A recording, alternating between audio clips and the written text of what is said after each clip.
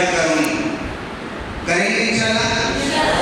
Sharing करने की नीयत से आप सुनेंगे तो आप थोड़ा अच्छे से इसको ले पाएंगे, और जब वहां जाकर आप कल परसों इसको नरेट करेंगे तो ये सब चीजें आपके दिमाग में पहले बैठ जाएंगी।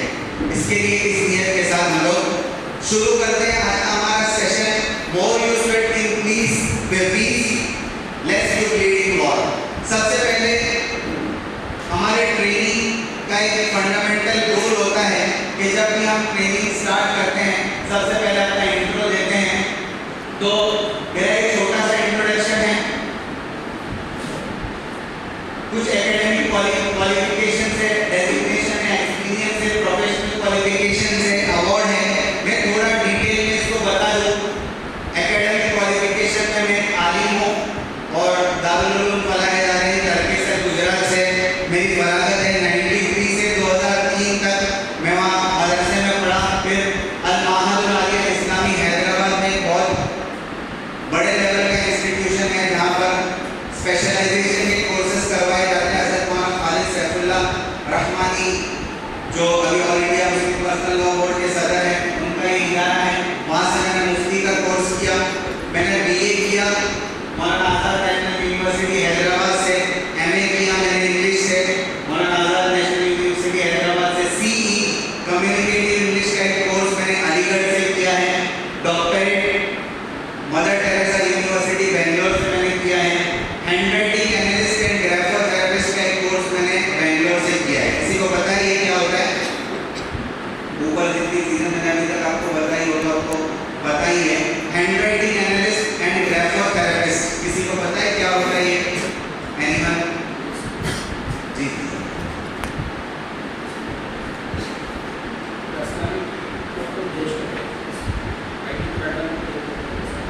Very good. हैंडराइटिंग जो होती है वो आदमी की शख्सियत को बतलाती है कि आदमी की पर्सनैलिटी क्या है, उसका एटीट्यूड कैसा है, उसका बिहेवियर क्या है, उसके वैल्यूज क्या है, उसके एथिक्स क्या है।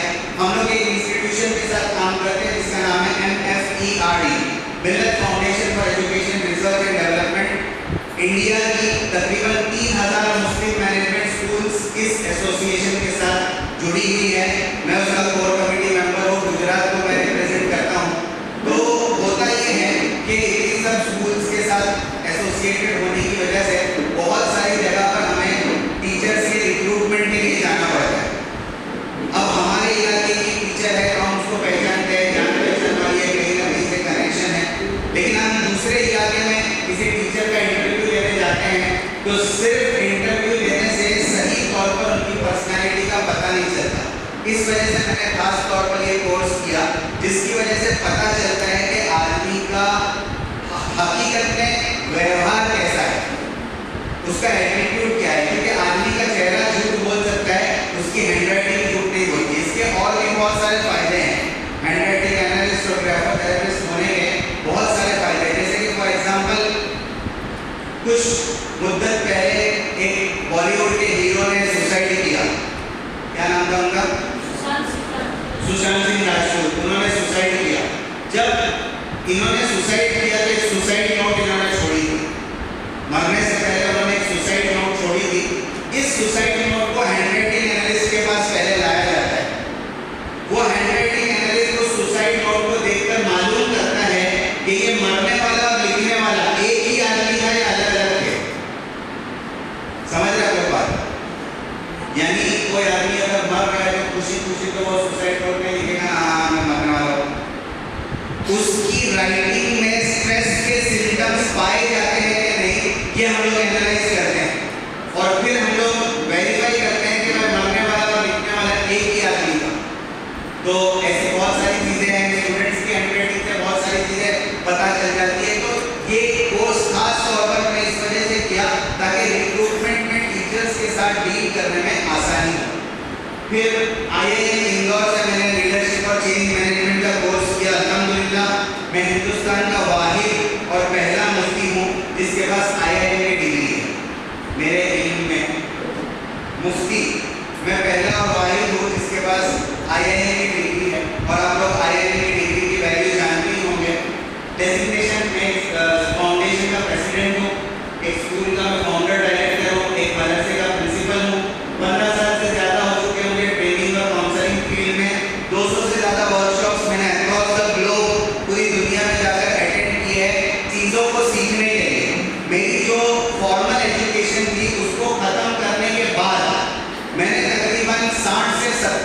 रुपए ये सब कोर्सेज करने के पीछे खर्च किए। हालांकि आप हमारे उलमा बिरादरी को पूछेंगे, हम लोग इल्म हासिल करने के लिए पैसे खर्च करने के आदी नहीं होते। मदरसे में भी हम लोग फ्री में पढ़ते हैं, उसके बाद भी जहाँ पर फ्री में होता है वहाँ पर पढ़ते हैं। मैंने अपनी फॉर्मल एजुकेशन खत्म करने के बाद 60 से 70 लाख रुपए खर्च किए हैं इन कोर्सेज को करने के पीछे। ये IIM इंदौर का कोर्स मैंने लास्ट ईयर किया, जिसकी 4-4.5 लाख रुपए फीस थी। ये 200 से ज्यादा वर्कशॉप में अलग अलग जगह पर जाकर अटेंड कर चुका हूँ। 2000 से ज्यादा वर्कशॉप में खुद कंडक्ट कर चुका हूँ। 2 लाख से ज्यादा स्टूडेंट्स, टीचर्स, प्रोफेशनल्स के साथ मैं इंटरेक्ट कर चुका हूँ। यहाँ पर बहुत सारी प्रोफेशनल क्वालिफिकेशन है, ट्रेनर्स का कोर्स, लीडरशिप का कोर्स, मेमोरी डेवलपमेंट का course, leadership leading into greatness, neuro linguistic programming, इसे ने सुना है NLP, सुना सर? माशाल्लाह, एक तो है जवाब देने वाले। जी सर, क्या होता है इसमें?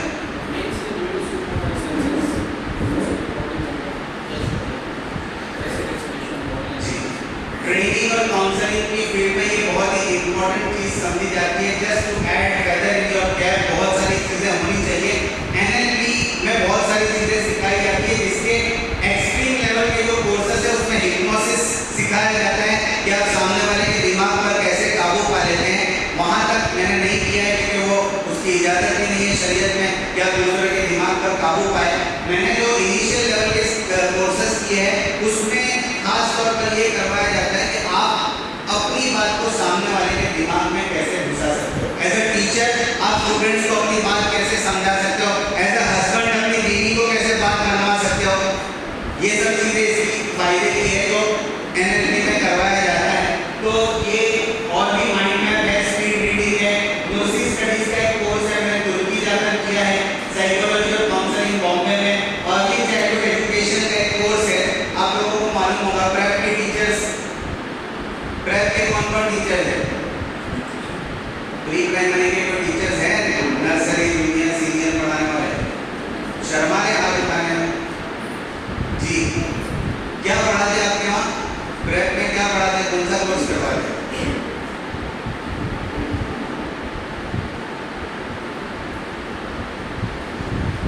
मैडम को पूछो, क्या आप बताएंगे? प्री प्राइमरी में क्या पढ़ाते आप लोग बच्चों को?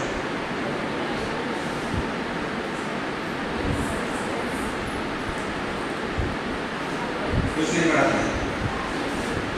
वही मैं पूछ रहा हूँ, क्या पढ़ाते? कौन सा कोर्स? जो कोर्स आप पढ़वा रहे हैं नर्सरी, जूनियर, सीनियर को, वो क्या, उसको क्या कहते हैं आप लोग? क्या पढ़ा रहे हो? जूनियर के साथ क्या लगाते हो मैम? आगे जूनियर, आप लोग बताइए, जूनियर के साथ क्या लगता है? कौन सा कोर्स पढ़ाते प्री प्राइमरी? तो सवाल समझ में नहीं आ रहा है कि जवाब देना नहीं है, क्या मसला है? हाँ,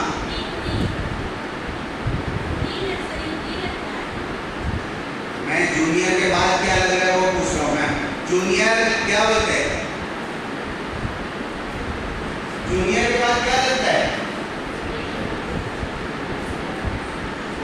जूनियर KG लगता है कि नहीं? अजीब है। जूनियर के बाद क्या लगता है? KG किसको बोलते हैं? किंडरगार्टन किसने इजाद किया? कौन है फाउंडर ऑफ किंडरगार्टन? किंडरगार्टन कौन पढ़ाता है अपने स्कूल में? KG कौन पढ़ाता है अपने स्कूल में? KG पढ़ाते हैं ना? किंडरगार्टन का कोर्स KG ही बोलते हैं ना आप लोग। क्या है KG? किसने इजाद किया KG? फाउंडर कौन है KG का?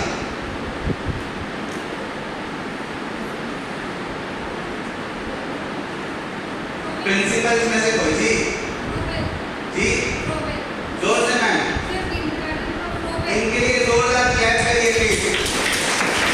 ये भी तालियां बजाने में कंजूसी कर रहा होगा। पूरा नाम क्या है सर? मैम प्रोबेल का पूरा नाम क्या है? फ्रेडरिक फ्रॉबेल, केजी के फाउंडर और केजी के जो बाप है वह है Friedrich Froebel. Early childhood education का मतलब है जो education system pre primary students को सिखाई जाती है। हमारी कंट्री इंडिया में दो सिस्टम बहुत ज़्यादा मशहूर है, एक है केजी, दूसरा है मॉन्टेसरी सिस्टम। सुना किसने मॉन्टेसरी? ये दो सिस्टम बहुत ज़्यादा मशहूर है। इसके अलावा दो सिस्टम प्री प्राइमरी की बहुत ज़्यादा मशहूर है, जिसमें से एक है वॉल्ड्रॉफ सिस्टम और दूसरी है रेजियो एमेलिया सिस्टम। ये चार सिस्टम प्री प्राइमरी एजुकेशन के लिए पूरे वर्ल्ड में सबसे ज़्यादा इस्तेमाल होती है। किंडरगार्टन, मॉन्टेसरी, तीसरी है वॉल्ड्रॉफ सिस्टम और चौथी है रेजियो एमेलिया सिस्टम। ये चारों सिस्टम में से दो की पैदाइश जर्मन में है और दो की पैदाइश इटली में है। पहली मर्तबा हिंदुस्तान का एक वक्त 30 एजुकेटर्स का चारों जगह पर एक साथ विजिट करता है। यानी अर्ली चाइल्डहुड एजुकेशन के कोर्स के लिए जर्मन के दो जगह जहाँ पर फ्रेडरिक फ्रॉबेल और वॉल्ड्रॉफ सिस्टम है और इटली की दो जगह जहाँ पर मॉन्टेसरी। बिल्कुल वेटिकन सिटी आपने नाम सुना होगा, वेटिकन सिटी के बिल्कुल पीछे एक स्लम एरिया है जहाँ पर मारिया मॉन्टेसरी का पहला स्कूल है, जहाँ पर उन्होंने मॉन्टेसरी सिस्टम इजाद की थी। तो पहली मर्तबा हिंदुस्तान का एक वक्त चारों जगह एक साथ गया, 30 एजुकेटर्स का वक्त था। अल्हम्दुलिल्लाह उसमें मैं भी था, जहाँ पर हम लोग गए और ये अर्ली चाइल्डहुड एजुकेशन की जो सिस्टम है उनकी बर्थ प्लेस पर जाकर हम लोगों ने सीखी। तो ये मैंने किया है, लीडरशिप ट्रीटमेंट का एक कोर्स मैंने साउथ अफ्रीका में किया है और कुछ अवार्ड्स हैं जो मुझे मिले हुए हैं। मैंने आपको तफसील से अपना इंट्रोडक्शन इस वजह से करवाया है क्योंकि ह्यूमन साइकोलॉजी इसी तरीके से काम करती है। आदमी ऐसे आदमी से सुनना या तो कम पसंद करता है या ना पसंद करता है जो इल्म में या मर्तबे में उसके बराबर हो या उसके नीचे हो। ऐसे आदमी की बात वो बहुत गौर से सुनता है जो इल्म में या मर्तबे में उसके ऊपर हो। तो हम लोगों को ट्रेनिंग टीम में पहले ये सिखाया जाता है कि आप अपना इंट्रोडक्शन ठीक तरीके से करवाइए ताकि आपकी बात में वजन पैदा हो और सामने वाला ठीक तरीके से बात को ले। राइट और रॉन्ग? आवाज नहीं है? या ह्यूमन साइकोलॉजी इस तरीके से भी काम करती है कि अपने फायदे की बात कहीं से भी ले लेती है ना। फिर वो नहीं देखती कि पढ़ा लिखा है अनपढ़ है, कौन बता है, मेरा फायदा हो रहा है कि नहीं, तो मैं ले लूंगा कहीं से भी। राइट और रॉन्ग? एग्जाम्पल देके समझाता हूँ। फॉर एग्जाम्पल आपके घर में फर्नीचर बन रहा है, क्या बन रहा है? फर्नीचर बन रहा है और फर्नीचर बनते बनते एक स्पॉट आता है जहाँ पर आपके फर्नीचर में सनमाइका जो लगाना होता है, तो सनमाइका ही बोलते हैं ना आप लोग, सनमाइका लगाना होता है। आपका कारपेंटर जो है आपको पूछता है कि भाई सनमाइका लगाना है, कौन से कलर का लगाओ, क्या पूछता है? तो घर के सब बड़े बैठे हुए हैं, कोई बोलता है मुझे रेड पसंद है, कोई बोलता है मुझे ब्लू पसंद है, कोई बोलता है मुझे पिंक कलर बहुत पसंद है। अब वहाँ पर आपकी काम वाली खाला भी है, काम वाली जो पोछा वोछा मारती है, काम वाली खाला भी वहाँ पर मौजूद है। जब वो फर्नीचर वाला पूछ रहा है कौन से कलर का फर्नीचर सनमाइका लगाओ, तो आपकी काम वाली खाला भी बोलती है मुझे ऑरेंज बहुत पसंद है, ऑरेंज कलर का लगाओ। क्या बोलती है? ऑरेंज कलर का, मुझे सनमाइका बहुत पसंद है, ऑरेंज कलर का लगाओ। तो आप उसको क्या जवाब देंगे?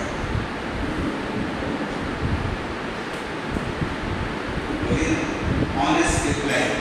आपकी काम वाली खाना अगर सजेशन देती है तो आप उसको क्या रिप्लाई देंगे? बोलिए ना, उड़ीसा की भाषा में क्या बोलेंगे आप? चुप हो जा और तेरा काम कर। यहाँ बहुत सारे मशवरे देने वाले मौजूद है, यही बोलेंगे। राइट और रॉन्ग? ऐसे ही बोलेंगे। Very good. सिनेरियो चेंज हो रहा है। दूसरा सीन 2, ये सीन 1 था, सीन 2 आपके घर में फर्नीचर बन रहा है। एक जगह पर आपका कारपेंटर जो है सोफा बना रहा है, सोफे के नीचे जो स्टैंड होता है, पाया, क्या बोलते हैं? स्टैंड होता है, वो स्टैंड बना रहा है और कारपेंटर फिर से पूछता है कि स्टैंड जो सोफे के नीचे का बनाना है उसको छोटा बनाओ, बड़ा बनाओ, क्या साइज का बनाओ, जरा मशवरा दीजिए। तो सब मशवरा देते हैं। इसमें फिर से आपकी काम वाली खाला बोलती है, क्या वो बोलती है कि आपा थोड़ा बड़ा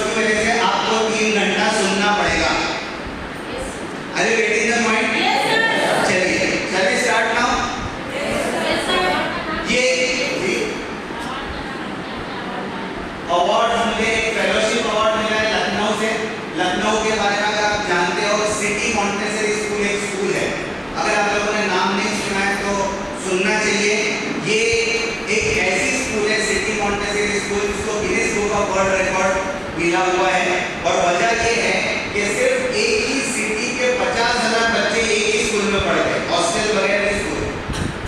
इतना बड़ा निजाम पूरे इंडिया में कहीं पर भी नहीं है कि एक ही इलाके के बच्चे इतनी बड़ी स्कूल में एक साथ पढ़ते हैं।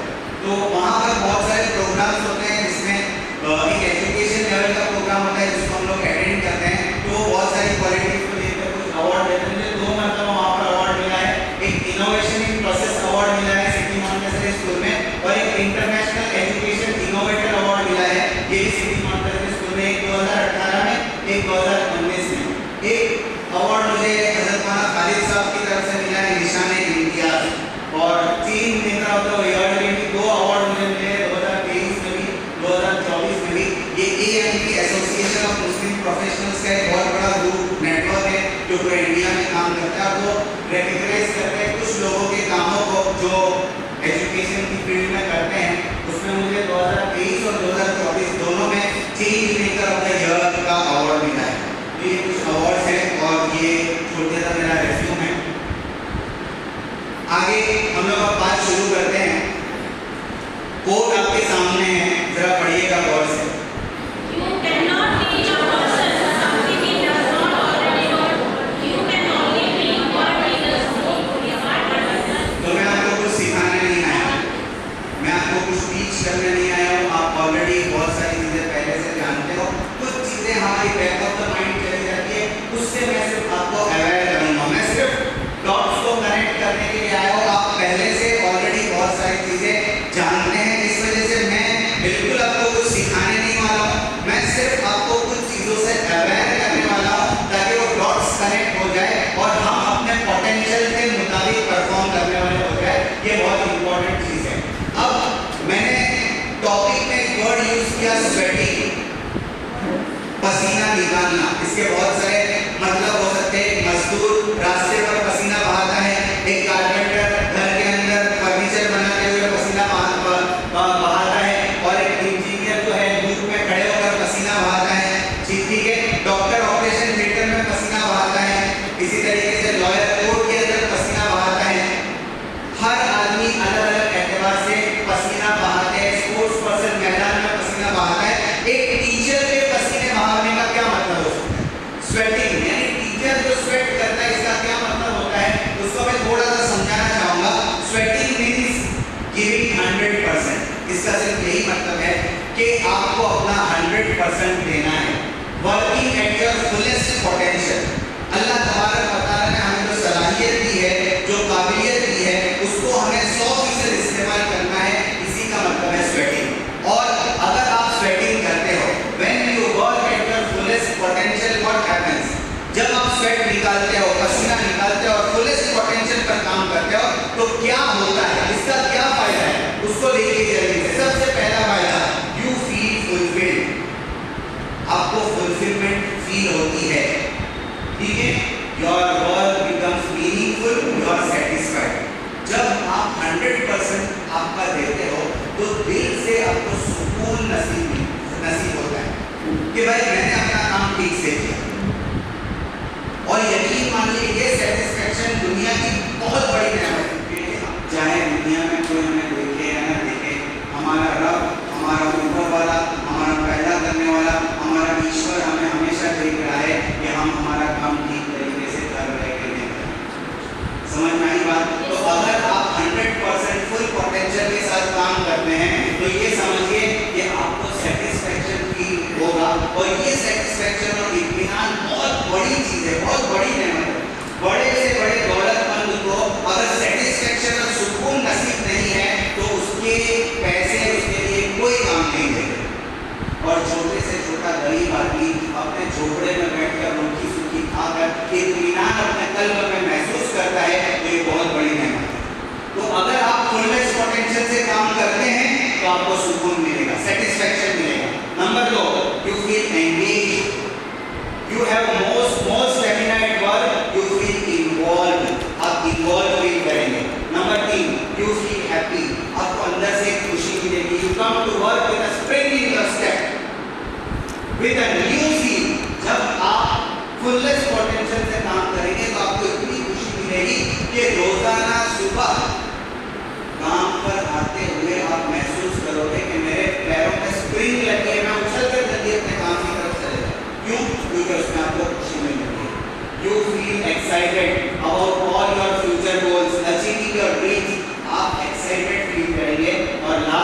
फील ग्रेटफुल, आपको शुक्रगुजारी का एहसास अपने दिल में महसूस होगा कि मैं जो काम कर रही हूँ, जो मैं काम कर रहा हूँ, अल्लाह तबारक व तआला ने इस काम के लिए मुझे सिलेक्ट किया है। मैं एक टीचर हूँ और ये बहुत बड़ी नेमत है, बहुत बड़ा मकाम है, चाहे कोई इसको समझ पाए या ना समझ पाए।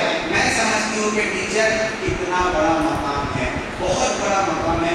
आप इस पर शुक्र करेंगे ना कि बहुत सारे लोग रोते हैं कि कहाँ मैं टीचर बन गई, मैं बाई चॉइस टीचर हूँ या बाई चांस टीचर हूँ।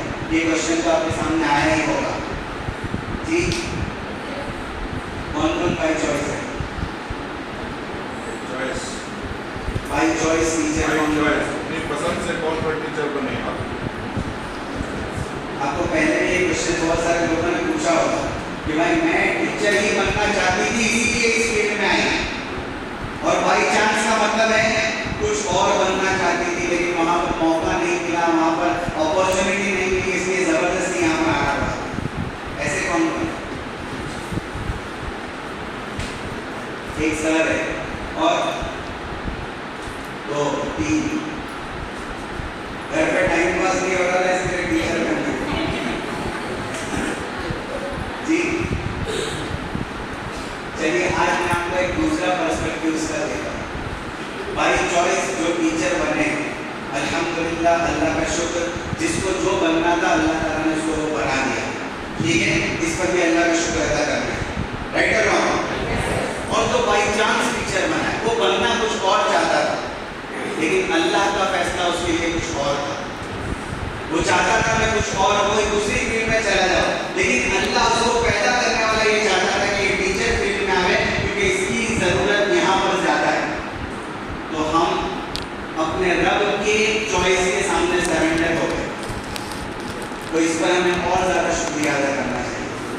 तो बाई चॉइस टीचर बने या बाई चांस टीचर बने, आइदर वे में आपको ग्रेटफुल होना पड़ेगा कि ऊपर वाले ने मुझे एक ऐसे नोबल प्रोफेशन के लिए चूज किया जो दूसरे तमाम प्रोफेशंस को बनाता है, राइट और रॉन्ग? तो आप सब लोग ग्रेटफुल हो? नहीं बराबर नहीं? मैं आपको दिखा दूं, गौर से देखिए।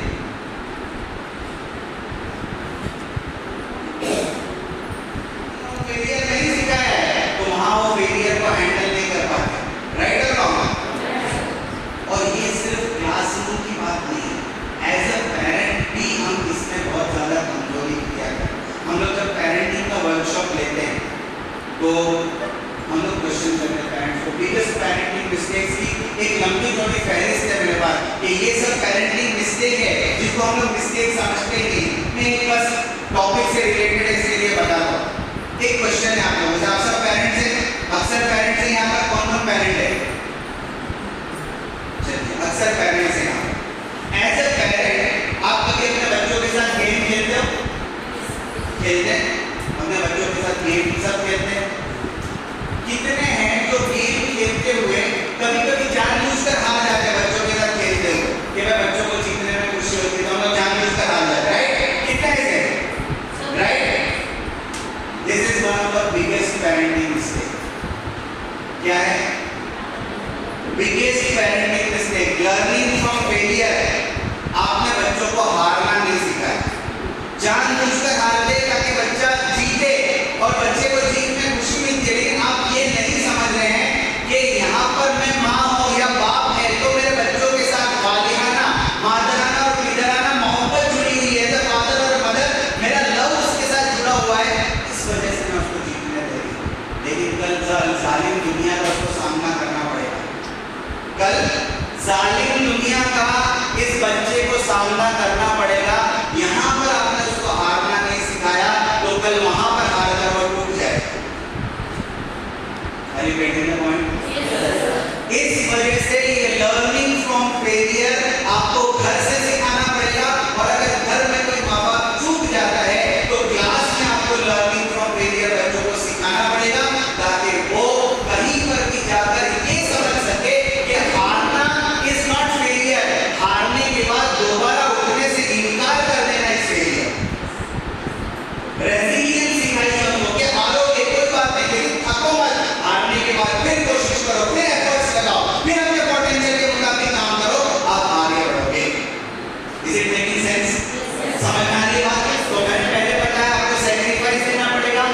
नंबर 2 क्यूरियोसिटी पैदा करनी है, नंबर 3 असिस्टेंट प्रमोट करना है, नंबर 4 लर्निंग फ्रॉम फेलियर, और लास्ट में encourage them to build bridges of their own. आप उनको उस मकाम पर लाकर जोड़िए जहां पर वो खुद अपने ब्रिज बना सके, यानी क्रिएटिविटी उनके अंदर इनकलकेट करिए। ये है टीचर। अच्छी लगी डेफिनेशन? अपनी डेफिनेशन, आपकी खुद की डेफिनेशन अच्छी लगी? इससे पहले कभी आपको ऐसा नहीं बताया किसी ने, तो मेरे लिए भी आप एक बार क्या कर सकते हो। ये डेफिनेशन अगर आपने समझ ली तो समझिए कि हमारे आज के इस वर्कशॉप का मकसद पूरा हो गया। आपको सबसे पहले कुर्बानी देना आना चाहिए कि एज ए टीचर मैं हर चीज की कुर्बानी देने को तैयार हूं। नंबर 2 क्यूरियोसिटी मैं बच्चों के अंदर पैदा करूंगी, इतना करूंगी कि मेरा बच्चा हमेशा इल्म के लिए प्यासा रहे। नंबर 3 मैं उनको असिस्ट करूंगी, प्रमोट करूंगी, जब तक वो मेरे साथ है मैं उसको आगे कैसे बढ़ेगा इसकी कोशिश करूंगी, मैं उसको फेलियर से कैसे सीखना है ये सिखाऊंगी, और मैं उसके अंदर क्रिएटिविटी पैदा करूंगी। निकोलस कैज़ेंट्ज़ाकिस ये ग्रीक राइटर है, पोएट है, फिलोसोफर है, इन्होंने ये डेफिनेशन, ये मेरी डेफिनेशन नहीं है, ये ग्रीक राइटर है, बहुत ही अच्छे फिलोसोफर है, ग्रीक के, और इन्होंने ये डेफिनेशन बताई है टीचर की, कि टीचर के अंदर ये क्वालिटीज होनी चाहिए। समझ में आ गई बात आपको? अब नीचे सिक्स ज़िगलर का एक कोट मैंने लिखा है, you don't have to be great to start but you have to start to be great. ठीक है, तो आज से हम इस तरीके से टीचर होना स्टार्ट करेंगे। करते सब? आवाज नहीं है? चलिए, आपको अपना पर्सपेक्टिव सबसे पहले चेंज करना पड़ेगा। इस इमेज को गौर से देखिए प्लीज। क्या समझ में आ रहा है सर? बहुत गौर से देखिए इस इमेज को।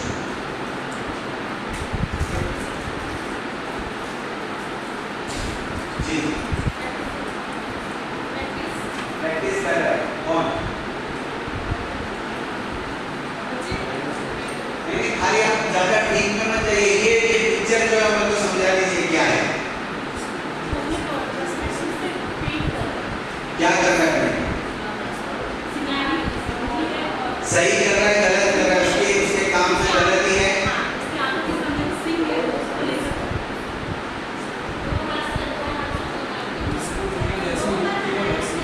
जी, दुनिया में भी मत करिए, खाली मेरे को ये समझाइए पिक्चर में क्या हो रहा है। हाँ,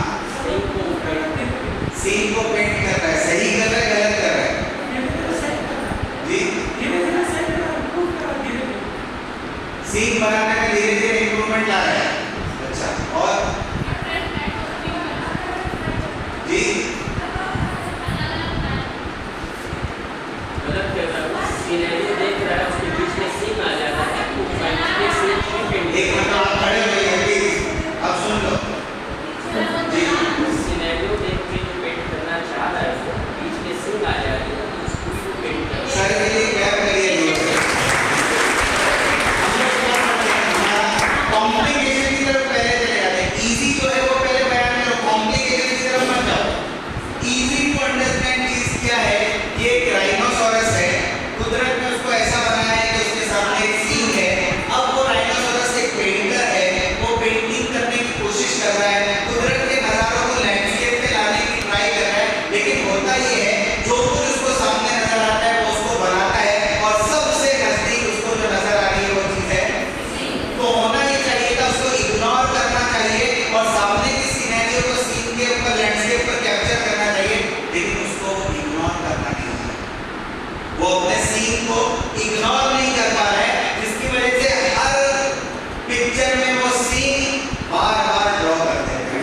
हालांकि सीन ड्रॉ करना मकसद, सीन को इंप्रूव करना मकसद है, सीनरी जो है उसको ड्रॉ करना, लेकिन वो उसको ड्रॉ करने के बजाय जो सामने उसको नजर आ रही चीज उसको वो ड्रॉ कर देता है, वो उसको इग्नोर करना नहीं चाहता। अल्लामा जलालुद्दीन रूमी का एक बहुत मशहूर कोट है, ये knowing is not only knowing something, knowing is also ignoring something।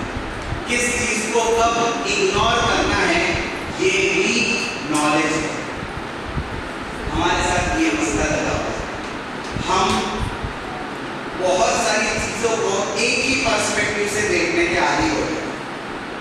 As a teacher, हम टीचर होने का एक अजीब पर्सपेक्टिव लोगों के जहन में है और कहीं ना कहीं दूसरों का पर्सपेक्टिव हमारे ऊपर भी असरअंदाज होता है। हम मेंटल ब्लॉकेजेस में हैं, इनविजिबल रोप्स ने हमको टाई कर दिया है, ऐसे शेकल्स ने हम लोगों को बांध दिया है जिससे हम आजाद नहीं हो पाए। हम अपना 100% क्यों नहीं दे पाए? एक टीचर अपनी क्लास में अपना 100% क्यों नहीं दे पाती? क्योंकि वो कहीं ना कहीं इंफीरियरिटी कॉम्प्लेक्स में है कि मैं आखिर कर ही क्या रही हूँ, मेरा जॉब ही क्या है। मैं बच्चों को पढ़ ये जो मैं आपके पास से वापस आ जाएंगे कि मैं सबसे ज्यादा जिम्मेदारी वाला काम दुनिया में कर रही हूँ, तब आपको किसी वर्कशॉप और सेमिनार की जरूरत नहीं पड़ेगी, तब आपको किसी के पुश की जरूरत नहीं पड़ेगी, तब आपको किसी के मोटिवेशन की जरूरत नहीं पड़ेगा। जमाने के एतबार से अपने आप को तैयार करना पड़ेगा। 21वीं सदी 21st सेंचुरी के जो तकाजे हमको पूरा करना पड़ेगा। फिर किसी को समझाने की जरूरत नहीं पड़ेगी, लेकिन पहले अपने आप को मेंटल ब्लॉकेज से आजाद कर दो। कल भी मैं बच्चों के साथ बात कर रहा था, एक स्टोरी मैंने सुनी, सुना होगा आपको? तो स्टोरी सुनना पसंद नहीं है? पसंद गधे की। एक आदमी था देहात में, विलेजर, उसके पास 3 गधे थे, 3 डोंकीज। उसको पैसों की जरूरत पड़ी तो सोचा कि मैं अपने गधों को जरा दूसरे गांव में मार्केट में वहाँ जाकर बेच के आता हूँ तो थोड़े पैसे मिलेंगे। वो अपने 3 गधों को लेकर निकला। बहुत समर का बिल्कुल पीरियड था, बहुत गर्मी का जमाना था। थोड़ी देर चला तो उसका पूरा बदन स्वेटिंग, बार बार स्वेटिंग आएगा, टॉपिक की ना स्वेटिंग अपने इसके लिए, स्वेटिंग उसको होने लगी, बहुत पसीना उसको निकलने लगा। और सामने उसको तालाब नजर आया तो सोचा कि मैं जरा डुबकी लगा दूं, थोड़ा नहा लूं, फिर आगे से बहुत पसीना हो रहा है। तो तालाब में नहाने से पहले उसने सोचा कि मैं अपने गधों को जरा बांध देता हूँ।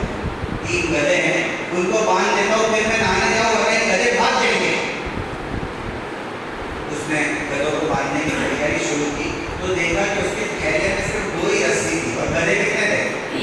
रस्सी कितनी थी? अब 2 गधों को बांधने के लिए रस्सी तो थी, तीसरे गधे को बांधने के लिए रस्सी नहीं। तो यहाँ वहाँ वो रस्सी तलाश करने लगा कि कहीं से रस्सी मिल जाए ताकि मैं तीसरे गधे को भी बांध लूँ। बहुत ढूंढा लेकिन रस्सी। सामने एक बाबा बैठे थे। कौन? बाबा लोग की बात हम लोग मान लेते, बाबा कुछ नहीं बोले है ना, बाबा बोलते तो बात समझ में आ जाती। तो बाबा के पास गया, बाबा को कहने लगा, बाबा मेरा तीसरा गधा उसको बांधना है, उसकी रस्सी नहीं है, क्या आपके पास रस्सी है? एक दे दीजिए प्लीज। तो बाबा ने उसको देखा तो कहा कि I don't have piece of rope, मेरे पास रस्सी but I have piece of advice for you, एक नसीहत है मेरे पास। रस्सी को बांधने की सिर्फ pretend that you are tying him, उसको बांधने की सिर्फ, फिर नहाने चला जा, बेफिक्र होकर नहीं जाना है, यात्रा गधा कहीं नहीं जाएगा। लॉजिकल नहीं थी बात, उसको समझ में नहीं आ रही थी, लेकिन बाबा के लिए, इसके लिए सुन लिया उसने। उसने 2 गधों को बांधा, तीसरे गधे को बांधने की एक्टिंग की, नहाने चला गया। डरता डरता गया बेचारा, डरता डरता वापस आ रहा था कि तीसरा गधा बांधने का है कि नहीं, लेकिन आकर गधा देखा 3 गधे जैसे बनते हुए। इसका एग्जाम्पल दूं ना, बुरा नहीं लगेगा ना? बुरा लगेगा तो भी क्या उखड़ोगे, मैं चले जाऊँगा तो दूसरा।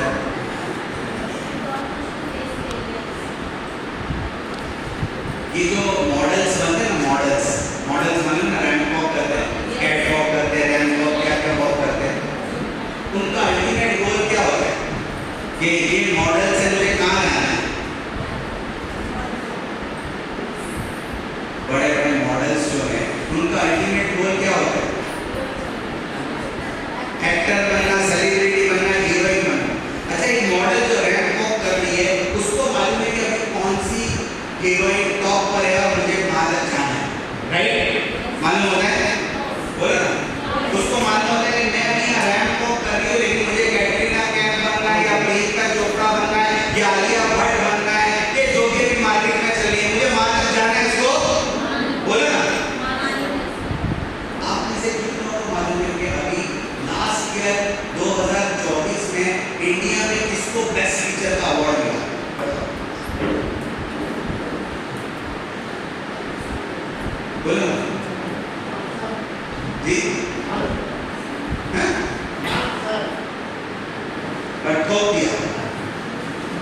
डांसर एक मशहूर है बेचारे, तो उनको कहीं कहीं पर भी लपेट देते हैं,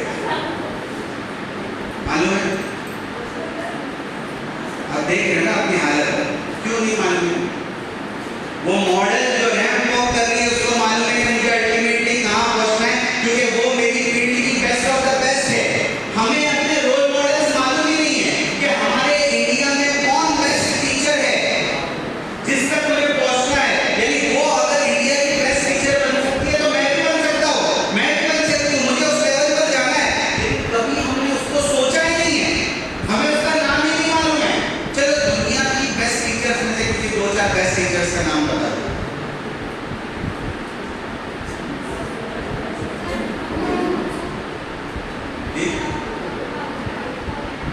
अभी आपको गूगल को पूछ के नहीं बताना है, क्या नाम है?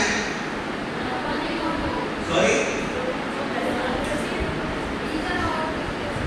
किसका, क्या, कौन है? द्रौपदी मुर्मू तो प्रेसिडेंट है।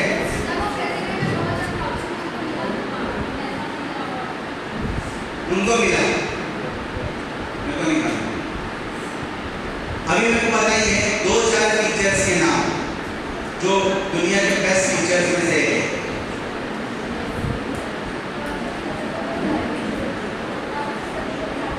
सॉरी, जिनका टीचर्स है जिनकी वजह से मनाया जाता है, मिस सुलीमन, इनका नाम किसने किसने सुना है? मिस सुलीमन का नाम, इनके लिए जोरदार तैयार करें। मैं मिस सुलीमन को इस वजह से हाईलाइट करता हूँ कि ये एक ऐसी टीचर थी जिन्होंने अपनी जिंदगी में एक बच्चे को ऐसा पढ़ाया कि उसकी वजह से उनको दुनिया के बेस्ट टीचर में से एक टीचर कहा जाता है। एक ही बच्चे को पढ़ाया, हेलन टेलर, नाम सुना? हेलन टेलर की जो टीचर थी वो one of the best teacher of the world समझी जाती। एक ही बच्चे को, मैं आपको इस पॉइंट पर लाना चाह रहा हूँ कि अगर कोई टीचर एक बच्चे को भी दिल से पढ़ाता है, अपना सब कुछ उसके लिए कुर्बान कर देता है, तो वो टीचर होने का हक अदा इस तरीके से करता है कि वो best teacher of the world की फेरिस्त में आ जाता है।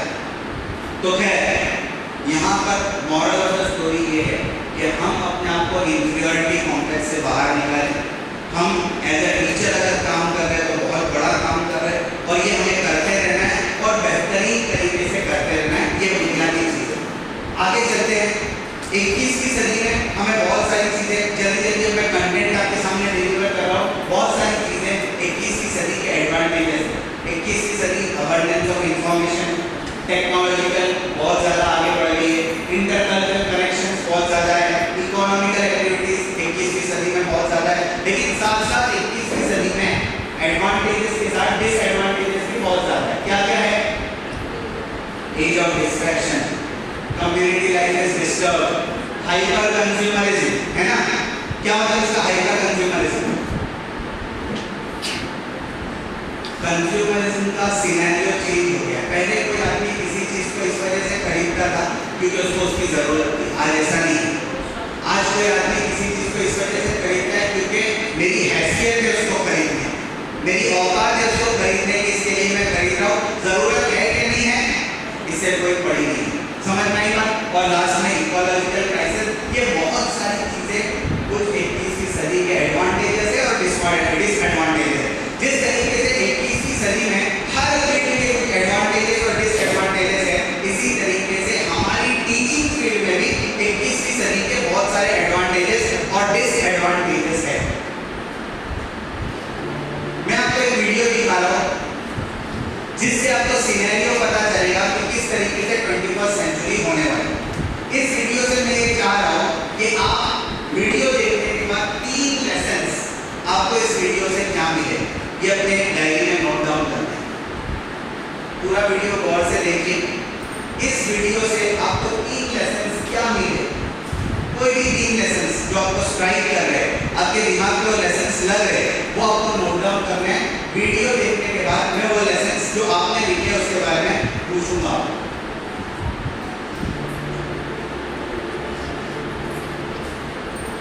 Once upon a time, business as usual was often good enough. No more. Where we are going, good enough is dead. In a world where everything is connected, where everything is equally excellent, where performance is reaching. क्योंकि अगर आपने इस बढ़ती और तरक्की पाने वाली दुनिया में अपने आप को एक्सीलेंस के लिए ले जाने की मेहनत नहीं की तो आप पीछे छूट जाओ। तो पहली चीज आपको अपने ऊपर मेहनत करना है as a teacher. Number 2, the way humans work till now will never be same, so the knowledge and skills required will be dramatically different। यानी अब तक जिस तरीके से इंसान और लोग दुनिया में काम कर रहे थे, अब काम करने का तरीका बदल गया है। जब काम करने का तरीका बदल गया है तो उस काम को करने के लिए जिस एम और हुनर की जरूरत पड़ेगी उसको भी चेंज करना पड़ेगा, वरना एज ए टीचर हम कामयाब नहीं हो पाएंगे। जब चीजें बदल रही है और काम करने के तरीके बदल रहे हैं तो हमें भी अपनी स्किल्स और नॉलेज को चेंज करना पड़ेगा, जमाने के एतबार से प्रिपेयर करना पड़ेगा। Number 3, anything that can not be digitalised and automated will become extremely valuable. क्या है वो? Specially the human only trades. ऐसी चीज जो मशीनें पैदा नहीं, कीमत और ज़्यादा बढ़ जाएगी क्योंकि मशीनों की दुनिया में लोग मशीनों की तरह काम करने लगेंगे। ह्यूमन टच वहाँ पर बिल्कुल ख़त्म हो गया होगा। इसी वजह से एडवांस मुल्कों में एक मुल्क जो सबसे ज़्यादा आगे है, जापान, वहाँ पर आज ये हालत है कि पॉपुलेशन बहुत ज़्यादा घट गई है।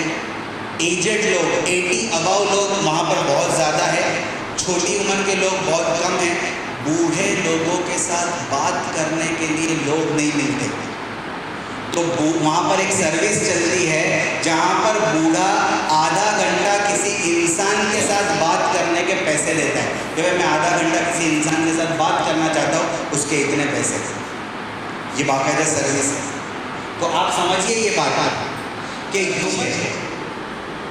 इतने ज़्यादा पीछे आप अंदाज़ा नहीं लगा सकते।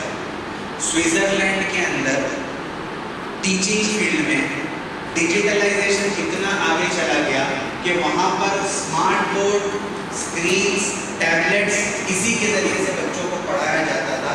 अब वो इतने आगे चले गए कि उसके नुकसान का उनको एहसास होने लगा कि सिर्फ डिजिटल दुनिया में रहकर हम बच्चों को इल्म नहीं दे सकते। उन्होंने दोबारा डिजिटलाइजेशन को ख़त्म करके वापस नोटबुक्स और टेक्स्ट बुक्स पर आ गए। नहीं, अभी आप समझ नहीं रहे हो।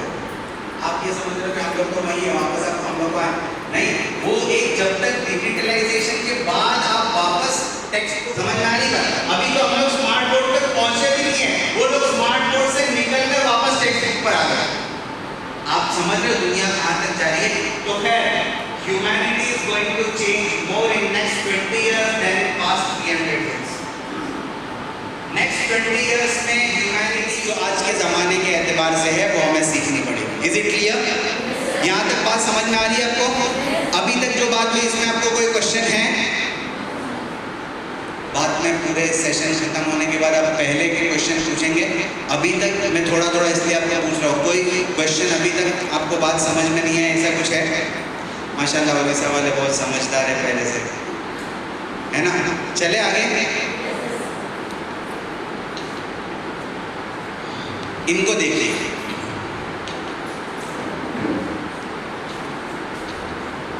इनका नाम है गॉर्डन गैलप। इन्होंने 1970s में एक रिसर्च किया, बहुत अजीबोगरीब रिसर्च है। मैं ये बात आपको कहाँ से कर रहा हूँ वो समझ लीजिए। पहले यहाँ हम लोगों ने सबसे पहले जो बात की वो क्या थी? आपको कहाँ मेहनत करनी है? यहाँ मेहनत करनी है। क्या है यू? अब यू पर मेहनत करने के लिए आपको सबसे पहले सेल्फ अवेयर होना पड़ेगा। क्या होना पड़ेगा? मेरे अंदर क्या पोटेंशियल है, मेरे अंदर क्या सलाहियत है, मेरे अंदर क्या काबिलियत है, उसको समझना पड़ेगा। तो मैं सेल्फ अवेयर आप कैसे होंगे उसको बता रहा हूँ। ये MSR नाम का एक रिसर्च इन्होंने किया 1970s में, mirror self recognition test. Mirror सुन के औरतों के दिमाग के अंदर खुजली होने लगती है, मिरर, है ना? क्योंकि 12 घंटे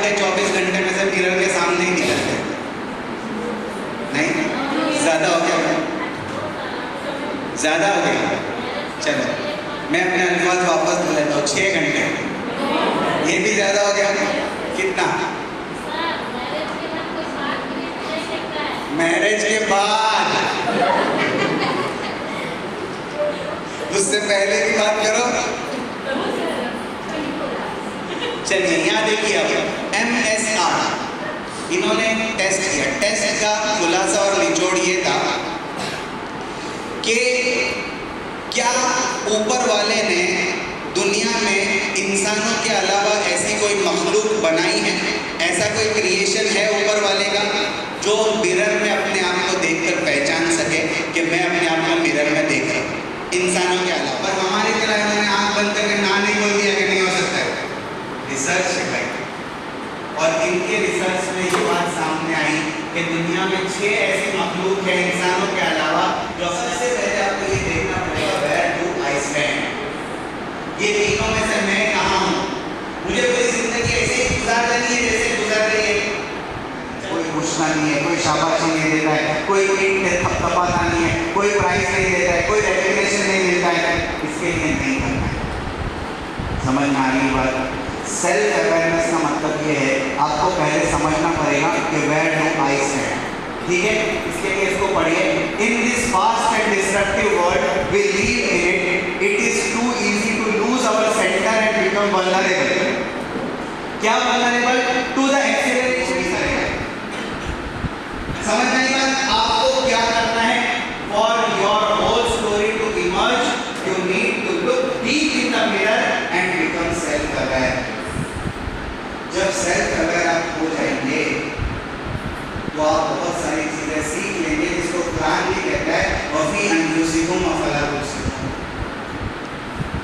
मन अरफ़ नफ्सह फ़क़द अरफ़ रब्बह। ये समझने की चीजें, सेल्फ अवेयरनेस बहुत इंपॉर्टेंट है।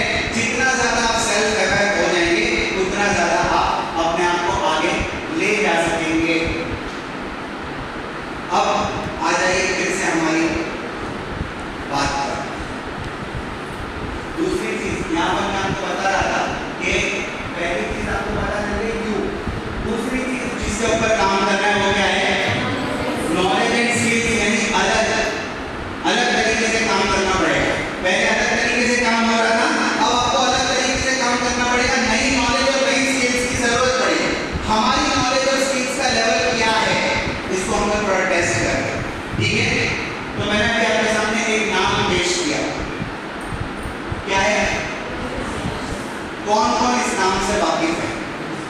गूगल का इस्तेमाल नहीं करेंगे, फोन का इस्तेमाल नहीं करेंगे आप लोग, नीचे रख दीजिए फोन।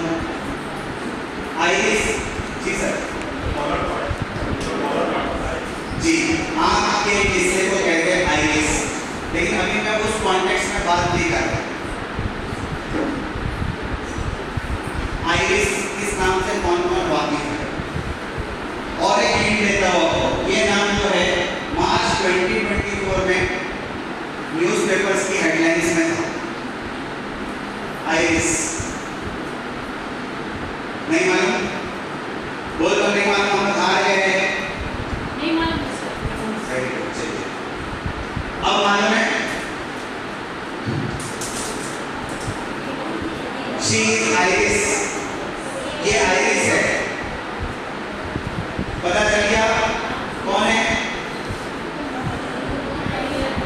AI robot iris. और 2024 में केरला के एक स्कूल में इसको इंट्रोड्यूस करवाया गया। 2024 में केरला की KTCT हायर सेकेंडरी स्कूल में इसको इंट्रोड्यूस करवाया गया। India's first AI teacher iris, a humanoid robot developed with major labs. Iris personalized learning, answer complex questions and offers interactive experiences in multiple languages. This innovation aims to revolutionize education by catering to individual needs. अब iris क्या क्या कर सकती है उसका थोड़ा सा एक छोटा सा डेमो लीजिए। पढ़िए इसको क्या लिखा है।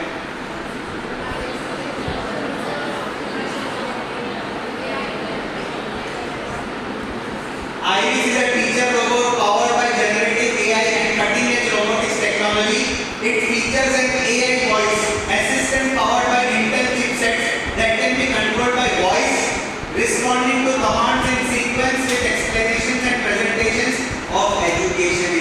कॉम्बिनेशन।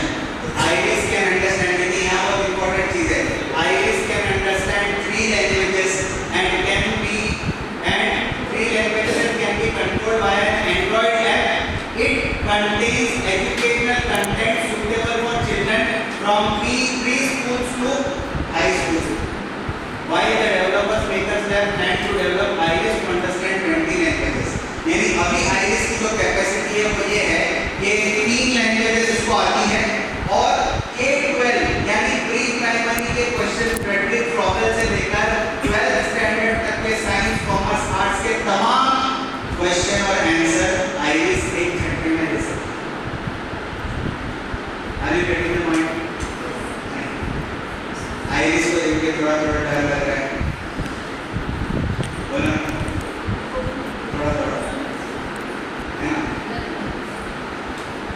क्योंकि अगर आइरिस मैनेजमेंट वाले ले आए तो खाली प्लग एंड प्ले करने में आइरिस को कभी बुखार नहीं आएगी, उसका सर भी कभी नहीं दुखेगा, दांत भी नहीं दुखेगा, उसके बच्चे को भी कभी बुखार नहीं आएगी, उसके घर में शादी है कि उसी के साथ सिखाती है कि इसको अप्लाई कैसे करना है। ये सिर्फ इंफॉर्मेशन शेयर नहीं करती है,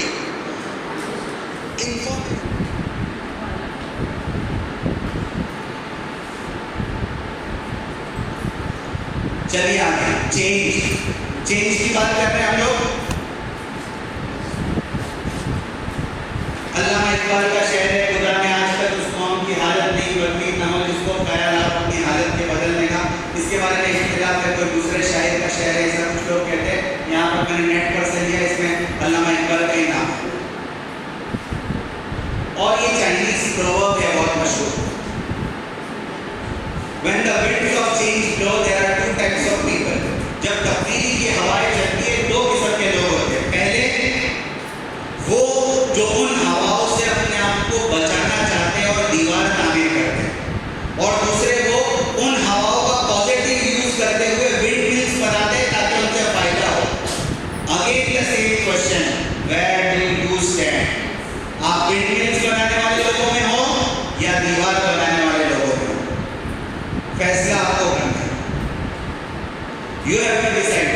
तब्दीली की हवाएं चल रही है, winds of change blow हो रहे हैं, आपको डिसाइड करना है कि where do I stand?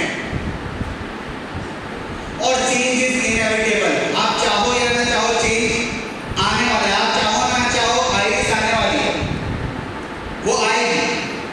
आपको डिसाइड करना है कि हम अपने आप को 21वीं सदी के हिसाब से तैयार कर पा रहे हैं या नहीं कर पा रहे। अगर कर पा रहे तो आप रिप्लेस नहीं हो, अगर नहीं कर पा रहे आप अपने आप को उसी कंफर्ट जोन में रखना चाहते हैं, आप कंफर्ट जोन से बाहर नहीं निकलना चाहते, तो आप रिप्लेस हो जाओ,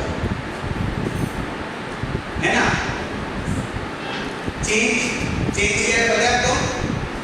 एक कॉमेडी ऐड है, चेंज क्या है देखो।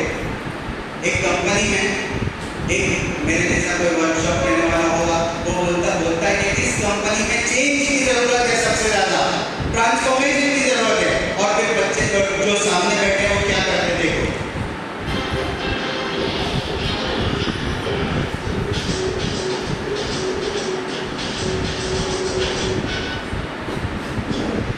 What this organization desperately needs is change.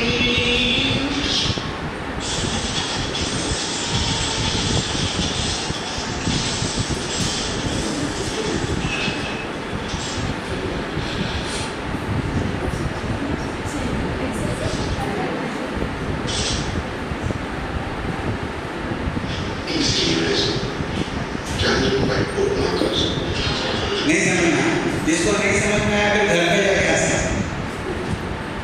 मैंने इस वजह से बता दिया कि मैं भी बार बार चेंज करूंगा तो मेरे को आगे छुटका नहीं पकड़ा जाएगा।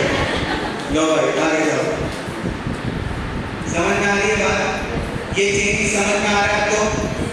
3 किस्म के लोग होते हैं चेंज के फील्ड में। सबसे पहला, people who change after change will survive. वो लोग जो तब्दीली के बाद अपने अंदर तब्दीली लाते हैं, वो किसी तरीके से जी जाएंगे। जो तब्दीली के बाद अपने अंदर तब्दीली लाते हैं, change after change will survive, वो किसी तरीके से जी जाएंगे।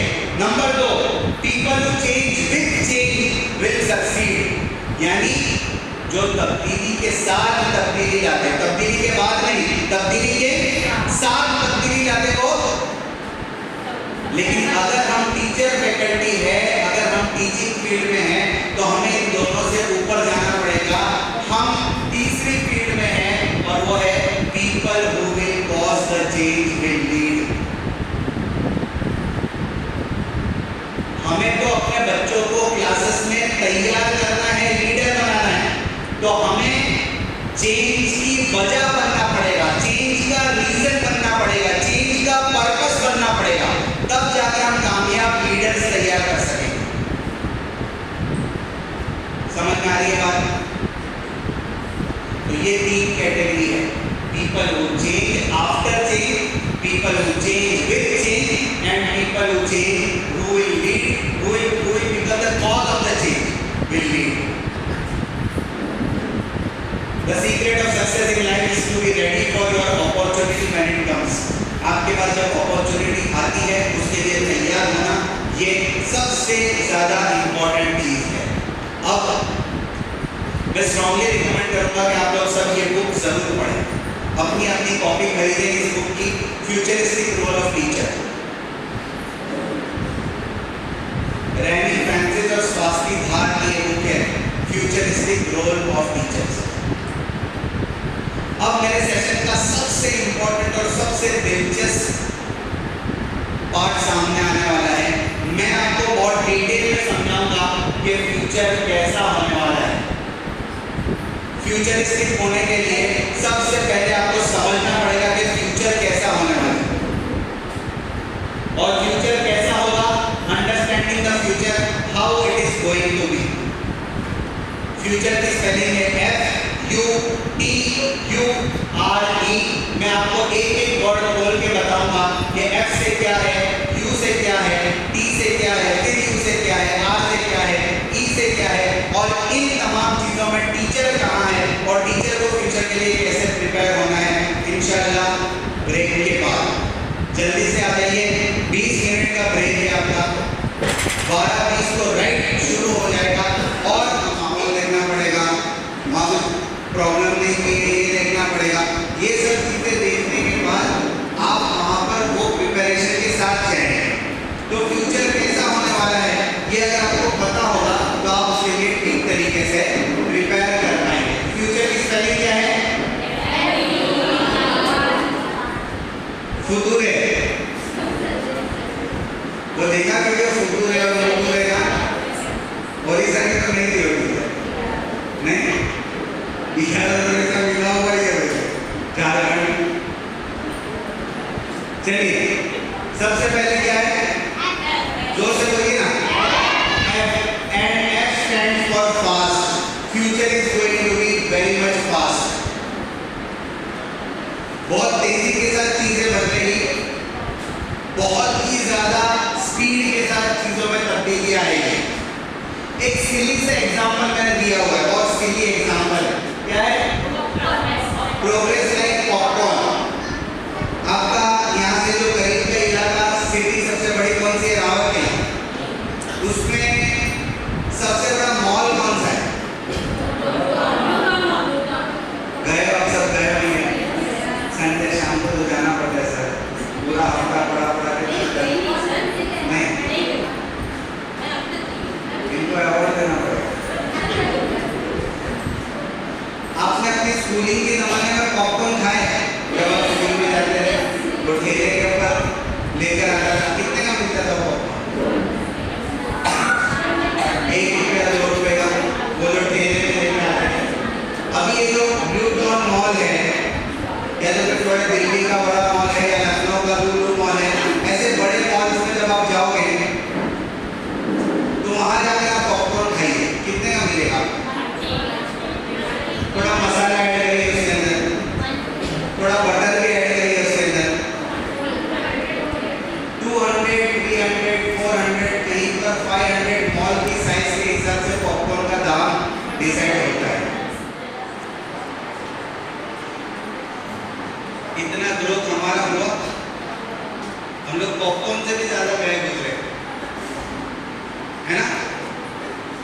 पॉपकॉर्न 5 रुपए से 500 रुपए का हो गया, हमारा ग्रोथ अगर इतना नहीं हुआ तो हम लोग पॉपकॉर्न से भी ज्यादा गए गुजरे। ये एक सीधी सा एग्जांपल है ये समझने के लिए कि हर चीज इतनी तेजी के साथ ग्रो हो रही है, हम लोगों को फ्यूचर में एज ए ह्यूमन इतनी तेजी के साथ ग्रो करना पड़ेगा। मैंने आपको जो चेंज का वीडियो बताया उसमें भी यही बात कही गई कि नेक्स्ट 20 इयर्स में इतने चेंजेस होने वाले जितने लास्ट 300 इयर्स में नहीं हुए। और इस्लामिक टीचिंग के हिसाब से भी ये कयामत की निशानियों में से एक निशानी है। हदीस में ये कहा गया है कि साल महीनों की तरह, महीने हफ्तों की तरह, हफ्ते दिनों की तरह और दिन घंटों की तरह गुजरेंगे। ये तेजी आने वाली है। अब समझने की बात ये है कि हम अपने आप को कितनी तेजी के साथ तब्दीली की तरफ ले जाते हैं, हम कितनी तेजी के साथ चीजों को अडॉप्ट करते हैं, ये बहुत इंपॉर्टेंट है। तेजी और फास्टनेस को समझने के लिए और एक मार्केट का रिसर्च मैं आपको बताता हूँ। एक रिसर्च है जिसमें इन्होंने ये बताया कि एक चीज मार्केट में आती है, how long it takes to reach 50 million people. 50 million का कितना होता है इंडियन हिसाब में?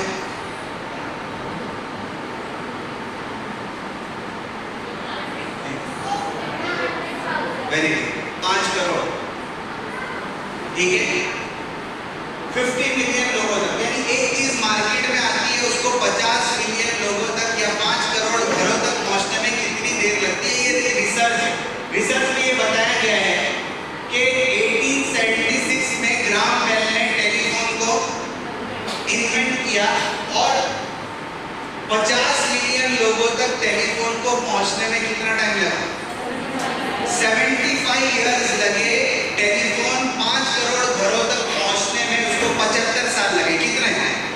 लॉन्ग, बहुत लंबा जमाना है ये। चलिए, इसके बाद क्या आया मार्केट में? मार्को। कितना डिफरेंस हो गया 75 से? ऑलमोस्ट आधा। यानी एक चीज मार्केट में उसको 50 मिलियन लोगों तक पहुंचने में 75 साल लगे और फिर 38 इयर्स। कितना डिफरेंस हो गया? Almost half. और आगे चलिए,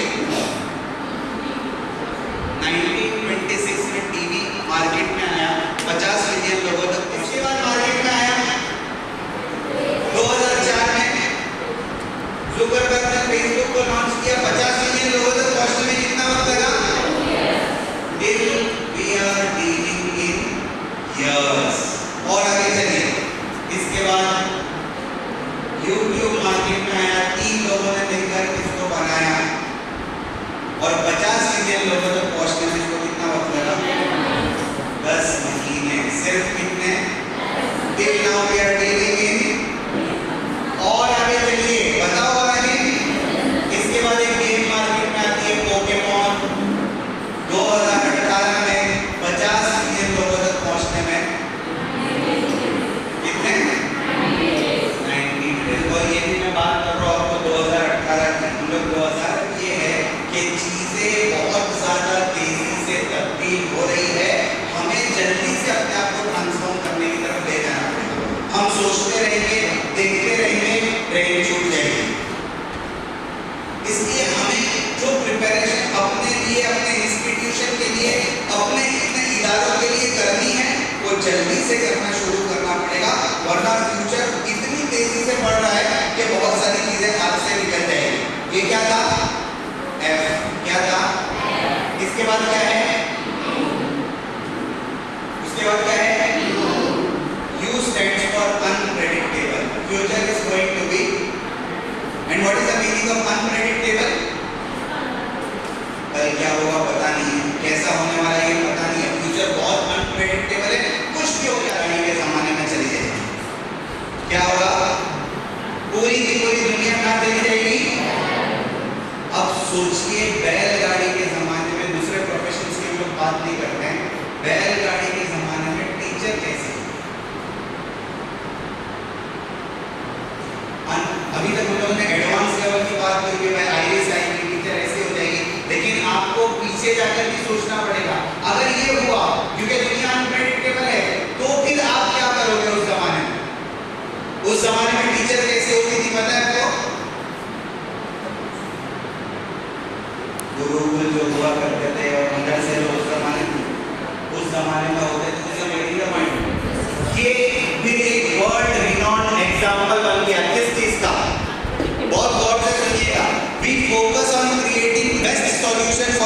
even problem.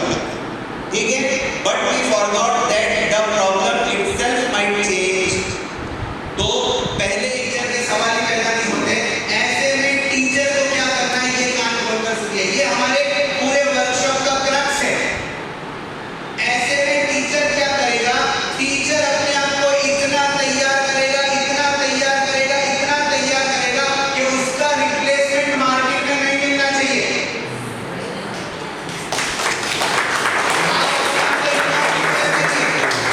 आप अपने आप को अपनी फील्ड में इतना मास्टर बनाइए कि आपका रिप्लेसमेंट पूरे इलाके में नहीं मिलना चाहिए। आप मेहनत करिए, आप कोशिश करिए, आप एफर्ट्स लगाइए। जब आप अपने को उस लेवल पर ले जाओगे तब आपका रिप्लेसमेंट कहीं नहीं होगा, और जब आपका रिप्लेसमेंट है ही नहीं तो आपको निकालेगा कौन? इसके लिए लेकिन मेहनत चाहिए, सिर्फ बातों से काम नहीं चलेगा।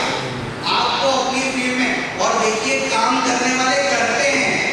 मैं आपको एक स्कूल का एग्जांपल देता हूँ। हमारे अहमदाबाद में वर्ल्ड रिनाउंड स्कूल है, बहुत अच्छी स्कूल का नाम है रिवर साइड। आप बाद में गूगल पे जाकर सर्च करना, रिवर साइड स्कूल का नाम है। एक लेडी चलाती है सेठी उस स्कूल को। मैं स्कूल को, मैं अच्छे स्कूल विजिट करने जाता हूँ, स्कूल विजिट करने गया, one of the best school. मैं जाकर उनके क्या किस तरीके से काम करते हैं देख रहा था कि भाई क्यों ये बेस्ट स्कूल है, one of the best school क्यों है। मैंने एक टीचर को बताया, उसको पूछा सर क्या है भाई, क्यों, क्या क्या करते हो, तुम्हारी प्रैक्टिसेस क्या है, बेस्ट प्रैक्टिसेस क्या है, कैसे काम करते हो। उसने एक बात बताई, अजीब बात, दिल को लग गई बात। उसने बताया सर देखो हम सिंपल काम करते हैं। क्या काम करते हैं मैं आपको बता दूं। मुझे, मैं साइंस का टीचर हूँ, उसने बोला मैं साइंस का टीचर हूँ, मुझे कल 5th स्टैंडर्ड को गैलेक्सी का लेसन पढ़ाना है। क्या पढ़ाना है? 10 साल पहले का सिलेबस है, उसी को घसा पिटा उसी को चला रहे। ये है बेस्ट होने की वजह। मैं आपको यही समझाने की कोशिश कर रहा हूँ कि बेसिक चीज ये है कि हम अपने आप को अपडेटेड रखें। अगर आप अपडेटेड हो तो किसी की मजाक नहीं है कि वो आपको चेंज कर सके, लेकिन इसके लिए आपको अपने आप को उस लेवल पर ले जाना पड़ेगा। और एक बहुत बुनियादी चीज, बहुत अहम चीज, जब आप अपने आप को उस लेवल पर ले जाओ तो आपका एटीट्यूड चेंज नहीं होना चाहिए। आपका एटीट्यूड बिल्कुल चेंज नहीं होना चाहिए। जब आपने मेहनत की और अल्लाह ने आपको उस मकाम तक पहुंचाया, आपका एटीट्यूड ये होना चाहिए कि चाहे दुनिया में खून का नहीं है, मैं आखिरी नबी का उम्मती हूँ, मैं दुनिया में इंसानियत की खिदमत के लिए पैदा किया गया हूँ। चाहे कोई किसी की मदद करेगा या नहीं करेगा, मैं लोगों की मदद जरूर करूँगा, मैं उसके सपोर्ट में जरूर खड़ा रहूँगा। और इस तरीके से आप अपने आप को तैयार करते हो तो आप जरूर ग्रोथ करोगे, और आपके ग्रोथ में कभी कोई रुकावट नहीं है। लेकिन अगर आपका एटीट्यूड चेंज होता है, आपके अंदर तकब्बुर आता है, आपके अंदर जेलसी आती है, आपके अंदर हसद आता है, तो फिर आप कभी कामयाब नहीं हो सकते। Is it making sense? समझ में आ रही है बात आपको? चलिए, इसके बाद क्या है? क्या है? Future is going to be restless. थक जाते हैं ना, सुबह सुबह नाश्ता बनाने आओ, फिर यहाँ पर पढ़ाओ, फिर दोपहर में जाके खाना बनाओ, फिर बीवी का, फिर बच्चों का कुछ सुनो, और सास का भी कुछ सुनो, और घर वालों का सुनो, और थोड़ी बर्तन मांजो, कपड़े धो, पोछा लगाओ। थक जाते हैं ना? इन लोगों का भी होता है? नहीं, इन लोग भी होता है।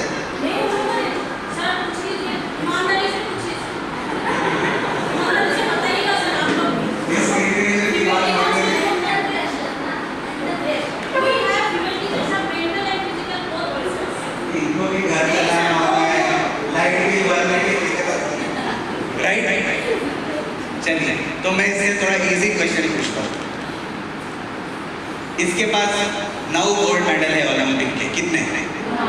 9 गोल्ड मेडल। इजी क्वेश्चन पूछता हूँ, हमारा इंडिया, इसके पास कितने गोल्ड मेडल पता है? अब मत बोलना सिलेबस के बाहर का क्वेश्चन है। इंडिया के पास कितने गोल्ड मेडल है?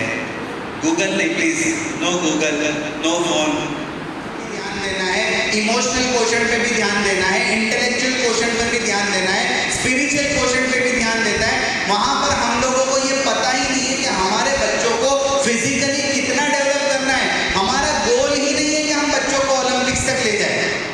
तो तो कभी हमारा बच्चा जाता ही नहीं है। हमने गोल ही नहीं बनाया है कि फिजिकल क्वोशेंट में हम अपने बच्चों को ओलंपिक्स तक ले जा सकते हैं। तो हम लोगों को पता ही नहीं है ओलंपिक्स में कितने गोल्ड मेडल है। बता दो क्या होमवर्क दो? हमारी पूरी कंट्री के पास 10 गोल्ड मेडल है और ये एक आदमी के पास 9 गोल्ड मेडल है। Largest population of the world, इसके पास 10 है, वो भी आखिर में चोपड़ा साहब एक लेके आए, वरना 9 ही थे अभी तक। समझ नहीं बात? दोनों 9 पे ही थे। चोपड़ा साहब एक लेके आए तो एक बढ़ गए, वो उसेन बोल्ट से पूरी कंट्री, वरना 9 ही थे। मैं आपको समझाने की कोशिश कर रहा हूँ, कंपटीशन का कोई लेवल नहीं। ये कंपटीशन देगा, इसलिए कंपटीशन को अपने दिमाग में। और एक एग्जांपल लीजिए, ये कौन है? सब्जी वाला। ये क्या करता है? ठेला लेकर घर घर सब्जी बेचने जाता है। इसका कंपटीशन है दुकान वाले के साथ। ये सोचता है कि मुझे घर घर सब्जी बेचने जानी पड़ती है, कभी मेरी भी कोई दुकान हो जाए ताकि लोग घर घर से सब्जी मेरे पास लेने आवे, मुझे देने। इतना कंपटीशन अंडरस्टैंडेबल है, समझ में आने वाली बात है। लेकिन आज इसका कंपटीशन किसके साथ है पता है? रिलायंस, इंडिया का सबसे मालदार आदमी अंबानी, इसके दूसरे भी बिजनेस है, लेकिन सब्जी बेचने के एतबार से तो दोनों बराबर हो गए ना। ये भी सब्जी बेच रहे हैं और अब इसके दिमाग में अंबानी आएगा तो ये ठेले से भी जाएगा। नहीं समझ में आई बात? कंपटीशन का आज कोई मेयार नहीं है। आप अपने आप से कॉम्पीट करना सीखिए। दूसरों की लाइन छोटी मत करिए, अपनी लाइन बड़ी बनाने की फिक्र करिए। जब तक ये बात आपके जहनों में नहीं आएगी कि हमें कंपटीशन अपने आप से करना है, मेरा आज मेरे कल से बेहतर होना चाहिए, मेरी टीचिंग कैपेबिलिटीज और क्वालिटीज मेरी कल की टीचिंग क्वालिटीज और कैपेबिलिटीज से बेहतर होनी चाहिए। आज मेरा कितना % ग्रोथ हुआ? एक बुक मैं आपको कह रहा हूं, उसको जरूर पढ़िए, एटॉमिक हैबिट्स। जेम्स क्लियर की बुक है कि टाइनी हैबिट्स किस तरीके से बिल्ड करके आदमी अपने आप को ग्रो करता है। खैर, इतनी बात समझ में आई। पहली बात मैंने आपको बताई कि कंपटीशन अपने दिमाग में मत लाइए, ठीक है? इतनी बात समझ में आई। इसके बाद मैंने आपको कहा कि फ्यूचर आपको तो कितना भी काम करो थकोगे नहीं।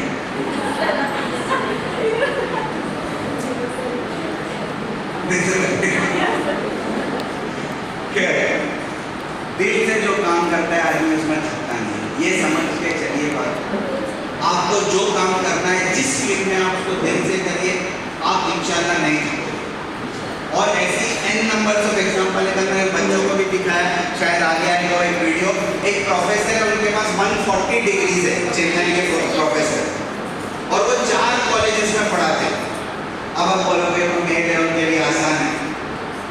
140 डिग्री लेना आसान नहीं है, और 4 कॉलेजेस में पूरे दिन में पढ़ाना। सुबह 5 बजे से उसका रूटीन उसने पूरा बताया, रात को 10 बजे 2 इडली खा के मैं सो जाता हूँ। अपनी बीवी को भी तकलीफ नहीं देता कि ज़्यादा खाना दो। 2 इडली खा के रात में मैं सोता हूँ, सुबह 5 बजे से रात को 10 बजे तक काम करता हूँ। तो ऐसे एग्जाम्पल्स भी है। आदमी ने एजुकेशन को अपना ओढ़ना बिछोना बना लिया तो उसने दिल से काम किया। तो 2 बातें मैंने आपको बताई। यू का नाम है यू कैन विन। किसने पढ़ी? You can win. ऑथर का नाम है शिव खेरा, सर ने पढ़ी है। ये बुक आपको अपनी अपनी पर्सनल कॉपी मंगवानी है। यू कैन विन, शिव खेरा की ये बुक है। इसमें एक बात एक बहुत अच्छी लिखी है, बहुत सारी बातें उन्होंने लिखी है। एक बात उन्होंने लिखी कि किसी भी फील्ड में काम करने वाले 3 किस्म के लोग होते हैं। पहली किस्म का आदमी जितना मिलता है उससे भी कम काम करता है। कौन? जितना मिलता है उससे भी कम काम करता है। दूसरा आदमी जितना मिलता है उतना ही करता है, उससे ज्यादा नहीं करता है। और तीसरा वो आदमी जितना मिलता है उससे ज्यादा करता है। शिव खेरा साहब कहते हैं पहली 2 किस्म के जो लोग हैं उनको कंपटीशन से डरने की जरूरत है और रिप्लेस होने से डरने की जरूरत है। कभी भी हेल्दी थे, बोझ उठा सकते थे, हल चला सकते थे, ऐसे लोगों की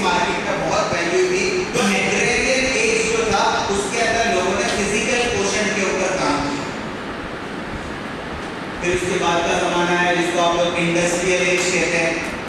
इंडस्ट्रियल एज में क्या हुआ, मशीनें बनने लगी और मशीनों को बनाने के लिए जहन का इस्तेमाल होने लगा। तो जब मशीन को बनाने के लिए जहनी तवानाई का इस्तेमाल होने लगा तो लोगों ने फिर इंटेलिजेंट क्वोशंट पर काम किया, IQ। फिर क्या हुआ, मशीनें ही मशीनें हो गई, आगे पीछे ऊपर नीचे दाएं बाएं मशीनें ही मशीनें थी, तो लोगों के जज्बात भी मशीनों की तरह काम करने लगे। जज्बात, इमोशंस भी मशीनों की तरह काम करने लगे। तो अब लोगों को एहसास हुआ कि भाई इमोशनल क्वोशंट पर काम करना पड़ेगा। और आज का हमारा जमाना जिसको डिजिटल एज कहा जाता है, इसमें क्या है, इसमें ये हो रहा है कि आदमी छोटी जगह में बैठकर इंटरनेट का एक्सेस अगर उसके पास है तो दुनिया का बड़े से बड़ा क्राइम कर सकता है, राइट। तो अब लोगों को फिक्र हो रही है कि भाई दुनिया का बड़े से बड़ा क्राइम एक छोटे से कमरे में बैठकर आदमी करता है। पहले आंखों की शर्म थी, आंखों की शर्म की वजह से भी आदमी गलत काम से रुक जाता था। अब तो जेब के अंदर ही गलत काम करने का सबसे बड़ा सामान पड़ा हुआ है, अब उसको गलत काम से कौन सी चीज रोकेगी। तो अब लोगों ने बात करना शुरू किया, स्पिरिचुअल क्वोशंट पर काम करो, रूहानियत पर काम करो, बातिन के बनाने पर काम करो, उसका ताल्लुक ऊपर वाले से बनाओ, रब के साथ बनाओ, तब जाकर इसकी रूहानियत ठीक होगी और ये गलत काम से रुकेगा। और ये कहा गया कि होलिस्टिक क्वोशंट पर काम करना जरूरी है स्कूल्स को, physical quotient plus emotional quotient plus intellectual quotient और प्लस स्पिरिचुअल क्वोशंट सबके ऊपर साथ में काम करेंगे, तब जाकर काम का फायदा होगा।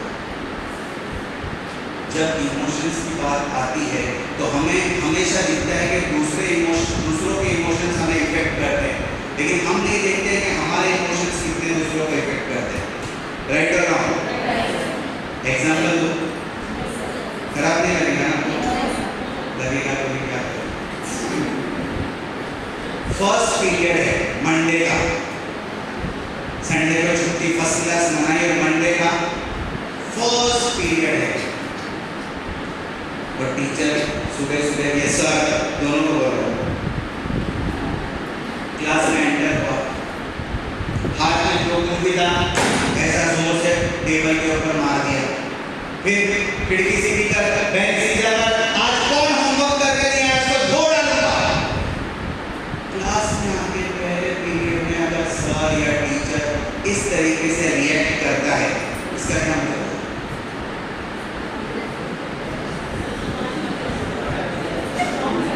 क्या मतलब हुआ? क्या अभी कहां से आया, कहां से आया और कहां से आई, घर पे से। ये इमोशंस कहां से लेके आए? और आपके बच्चों के बारे में तो आपको मालूम नहीं है उनका IQ कितना हाई है ना, दूर तक निकल जाएंगे वजह मालूम करने के लिए क्यों, है ना।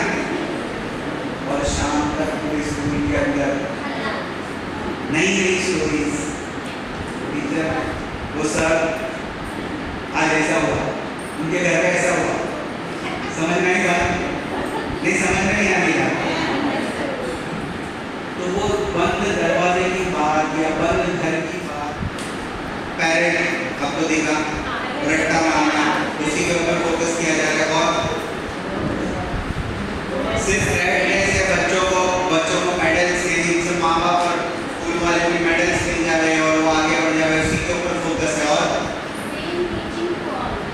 सेम टीचिंग यानी एक क्लास में 40 बच्चे हैं तो हर बच्चे की मेंटल कैपेसिटी को देखकर उनको नहीं पढ़ाया जाता है, ठीक है, एक ही लड़के से सबको मार्क दिया जाता है। और जी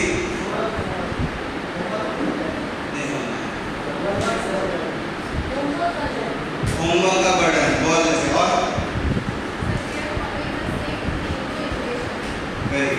अब ये सब चीजें खामियां समझ में आ गई ना हम लोग को कि क्या क्या प्रॉब्लम है। अब मेरा क्वेश्चन है, ये किसका स्कूल है, किसका स्कूल है? सिर्फ गलती बच्चों की है। यहाँ समझने की जो बात है वो ये है कि ये जो वीडियो बनाया गया है किसी एक स्कूल को सामने रखकर नहीं बनाया गया। यहाँ पर मल्टीपल स्कूल का सेम रिजल्ट है और सेम गलतियाँ हम दोहराते जा रहे हैं।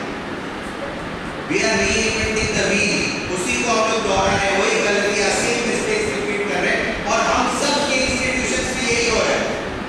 ठीक है, हम अपने आप को बचाने के लिए कितनी भी कोशिश कर रहे हैं, हमारे यहाँ नहीं है, हमारे यहाँ नहीं, हम ऐसा नहीं करते, हमारे यहाँ ये, लेकिन कहीं ना कहीं पर इसमें से कुछ 50% किसी के अंदर होगी, 60% किसी के अंदर, लेकिन ये सब चीजें हमारी स्कूल्स में भी हो रही है। अब हम लोगों को यहाँ से बाहर निकलना पड़ेगा।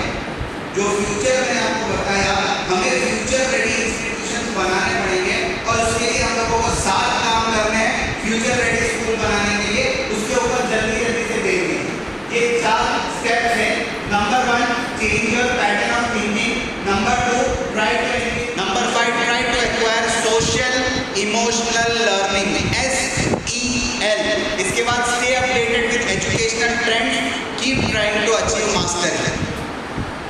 अब इसके अंदर डिटेल्स भी है, जिस डिटेल्स के अंदर मैं जाऊंगा तो और 3 घंटे चाहिए। अगर आप लोग रेडी हो तो मैं डिटेल्स में चला जाऊंगा।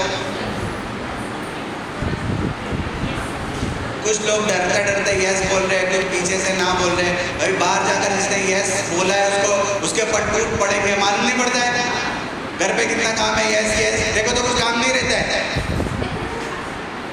मैं जल्दी जल्दी थोड़ा थोड़ा बता देता हूँ, मैं इंशाल्लाह 2 बजे से पहले खत्म कर दूंगा। सबसे पहले change your pattern of thinking. क्या मतलब है चेंज योर पैटर्न? ये इसकी डिटेल्स है, मैं इसकी डिटेल्स में नहीं जा रहा हूँ। 3 चीज़ें हैं नीचे, इसको देख लीजिए। Practice noticing your thought process, pattern of thinking. Teachers अगर चेंज करेगी तो बहुत ज़्यादा काम होगा, जिसके अंदर पहले अपने थॉट प्रोसेस को चेंज करने की ज़रूरत है। Number 2, gather evidence for thoughts. आप जो सोच रहे हैं उस सोच के ऊपर कोई आधार है, कोई एविडेंस है, इसके ऊपर आपको फोकस करना है। Number 3, explore alternative explanations. आपको अल्टरनेटिव एक्सप्लेनेशंस के ऊपर फोकस करना है। होता क्या है, एक नॉर्मल आदमी 24 घंटे के अंदर, एक रिसर्च बताती है 60,000 थॉट्स उसके दिमाग में आते हैं। एक नॉर्मल आदमी के दिमाग में 24 घंटे में 60,000 थॉट्स आते हैं, जिसमें से 90% नेगेटिव थॉट्स होते हैं और 75% रिपीटेटिव थॉट्स होते हैं। तो हमें अपने थॉट प्रोसेस को समझना पड़ेगा कि अब 21वीं सदी में हमारा दिमाग अपने इर्द गिर्द की चीज़ों को देखकर कैसा काम करता है। और सिर्फ थिंकिंग के ऊपर अगर मैं बात करूँ, सिर्फ थॉट्स और थिंकिंग के ऊपर, सिर्फ थिंकिंग के ऊपर कितने टॉपिक्स अवेलेबल हैं हमारे लिए? ये सिर्फ थिंकिंग के ऊपर है। क्या है? Lateral thinking, ground level thinking, long term thinking, counter factual thinking, ecological thinking, logical thinking, over thinking, critical thinking, creative thinking, strategic thinking, और एक बहुत बड़ा कॉन्सेप्ट है 6 थिंकिंग हैट्स। तो आप थिंकिंग के ऊपर कितना थिंकिंग करेंगे, थॉट्स के ऊपर और कितनी थॉट्स लाएंगे, अपने थॉट प्रोसेस को समझिए और उसके जरिए से काम करने की कोशिश करिए। इसको और एक तरीके से समझिए। मैं इजी वे में आपको थिंकिंग पैटर्न समझा रहा हूँ। आदमी सिर्फ पैसों के एतबार से अमीर और गरीब नहीं होता, थॉट्स और सोच के एतबार से भी अमीर और गरीब होता है। पुअर आदमी ये सिर्फ 1 दिन का सोच सकता है। मिडिल क्लास आदमी 1 महीने का सोचता है, क्या सैलरी महीने के आखिर में मिल गई, काफी है। अपर क्लास आदमी 1 साल का सोचता है, वो ईयरली प्लानिंग करता है। कौन सी प्लानिंग? रिच आदमी 3 साल उसके अभाव का सोचता है और वेल्दी आदमी 10 साल से ऊपर का सोचता है। अब आप जितने वेल्दी आदमी हैं उनकी प्लानिंग को देखिए, 10-10, 12-12, 15-15 साल की प्लानिंग करें। तो आपको अपने थॉट प्रोसेस को जो समझना है, थिंकिंग पैटर्न को जो समझना है, वो ये है कि आपको लॉन्ग टर्म सोचना है वेल्दी आदमी की तरह। आपका बच्चा नर्सरी, जूनियर, सीनियर में आपके पास आता है, आप सोचते हैं कि बस ये साल के बाद मेरे पास से निकल जाएगा, फिर मुझे उससे क्या लेना देना, फिर दोबारा उसको मिलना नहीं है। इस थॉट प्रोसेस के साथ हम छोटे बच्चों को पढ़ाना शुरू करते हैं, जिसके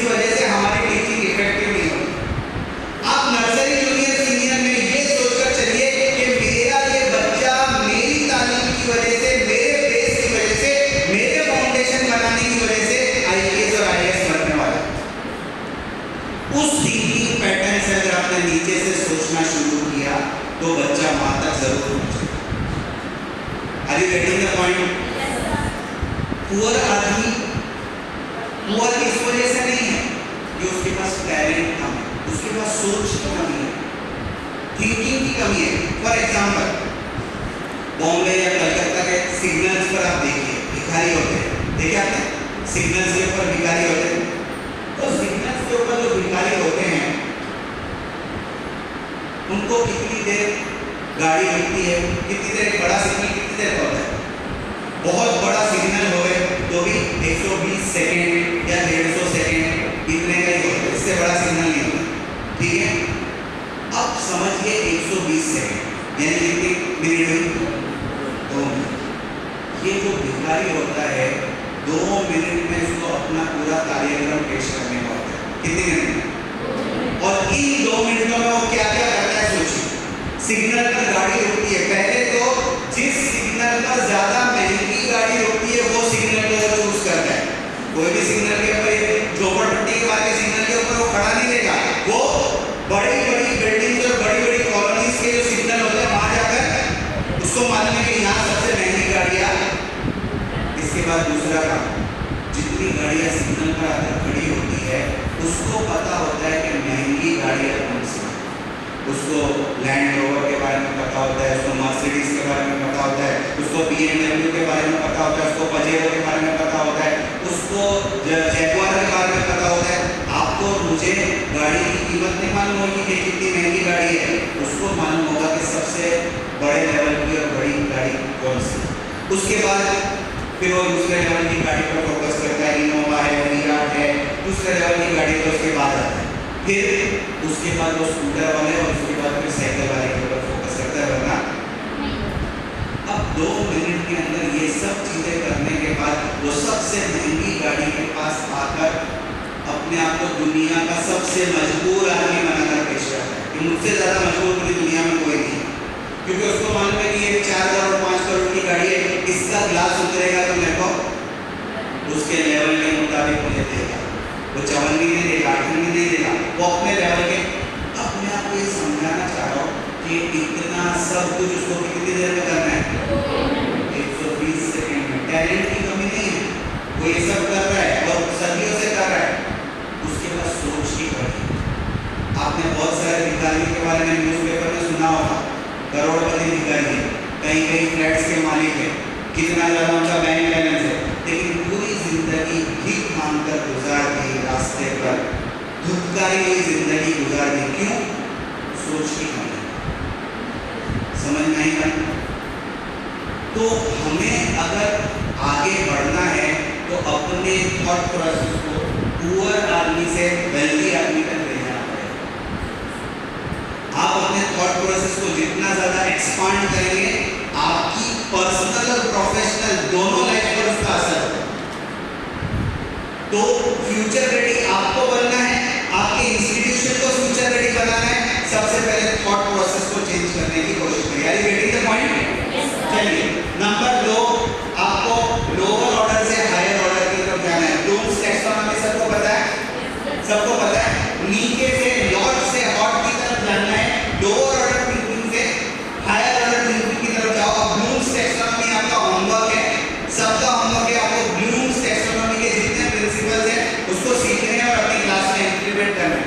आपको रिमेंबरिंग, अंडरस्टैंडिंग, अप्लाइंग से निकलकर एनालाइजिंग, इवैल्यूएटिंग और क्रिएटिंग तक जाना है। Is it making sense? समझ में आ रही बात? ब्लूम्स टैक्सोनॉमी अलग अलग इंस्टीट्यूशंस के जो हेड है मैं उनसे गुजारिश करूंगा कि ये चीजें अपनी अपनी स्कूल की टीचर्स से करवाइए प्लीज। ब्लूम्स टैक्सोनॉमी के बारे में पूरी डिटेल, पूरी रिसर्च और वो अपनी क्लास में कैसे इंप्लीमेंट करेंगे वो पता होना चाहिए। इसके बाद next, try to engage in continuous learning. आपको अपने आप को कंटिन्यूअस लर्निंग में रखना पड़ेगा, यानी आपको एक लर्नर बन के रहना पड़ेगा। ये हवाले से लेकर कबर की गोद तक, from womb to tomb, from cradle to grave. अगर आप बन सके तो आप आगे बढ़ेंगे। और मैंने आपको कहा था वो उनका एग्जाम्पल देने के बारे में, ये उनका एग्जाम्पल है।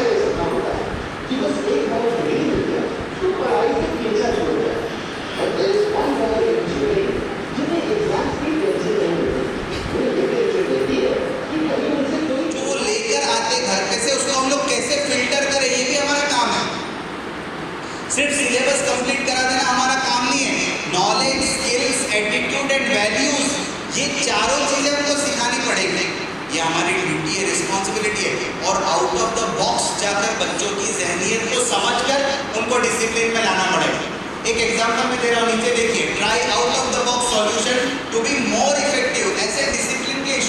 आपकी क्लास में आएंगे, आप उसको कैसे डील करेंगे।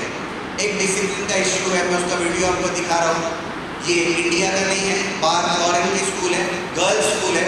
गर्ल्स स्कूल में ये होता है कि गर्ल्स जब मिरर, फिर से मिरर की बात आ गई, गर्ल्स मिरर के सामने बहुत ज़्यादा खड़ी होती है, ठीक है, और मिरर के सामने खड़े होने के बाद उनको नखरे सूझते हैं, तो वो नखरे में वो क्या करती है, मिरर के ऊपर किस करती है, और लिपस्टिक के साथ किस करने की वजह से क्या होता है, बहुत ज़्यादा छाप वो मिरर के ऊपर, और वो बेचारा जो मजदूर होता है मिरर साफ करने वाला, वो रोज घस घस के थक जाता है।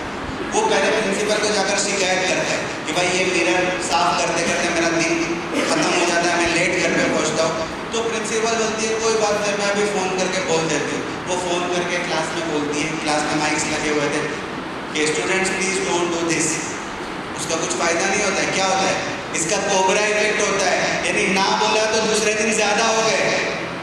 समझ में नहीं पाता।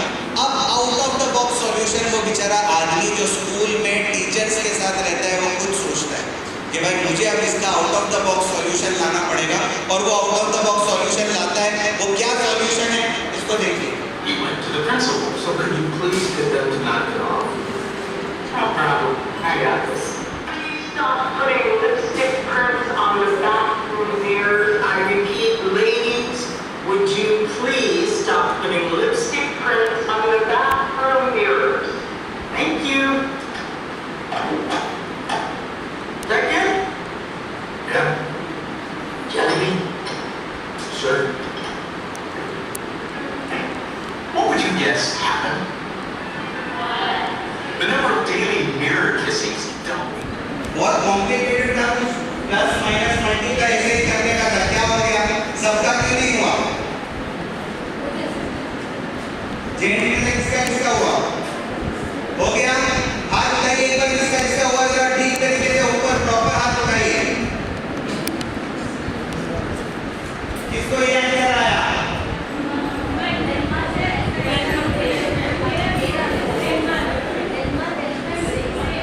चलिए वेरी गुड, ये आंसर आया सबका। मैंने आपका माइंड रीड किया सुहानी शाह के जैसा, ये कोई माइंड रीडिंग नहीं। समझ में आ रही है बात, ये कम्युनिकेशन का पावर है, यानी आपका कम्युनिकेशन जितना अच्छा होगा, आप सामने वाले को उस रिजल्ट तक ले जाएंगे। हो गया, बाद में करिए मैम, आपका कम्युनिकेशन पावर जितना अच्छा होगा, आप सामने वाले को डिजायर्ड रिजल्ट तक ले जा सकते हैं। ये क्लासरूम मैनेजमेंट का सबसे फंडामेंटल फंडा है, आपका कम्युनिकेशन पावर। बच्चे आपकी बात क्यों नहीं सुनते हैं, क्योंकि आपके लेसन प्लान में इतना पावर ही नहीं होता है।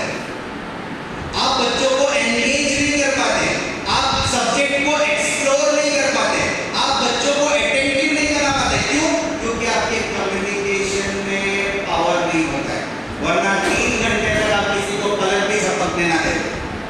अगर कम्युनिकेशन पावर आपका अच्छा है, ये बुनियादी चीज है, आपका कम्युनिकेशन जितना अच्छा होगा, आप बच्चों को उतने अच्छे से लेसन समझा पाएंगे और उसके उतने अच्छे रिजल्ट्स आएंगे।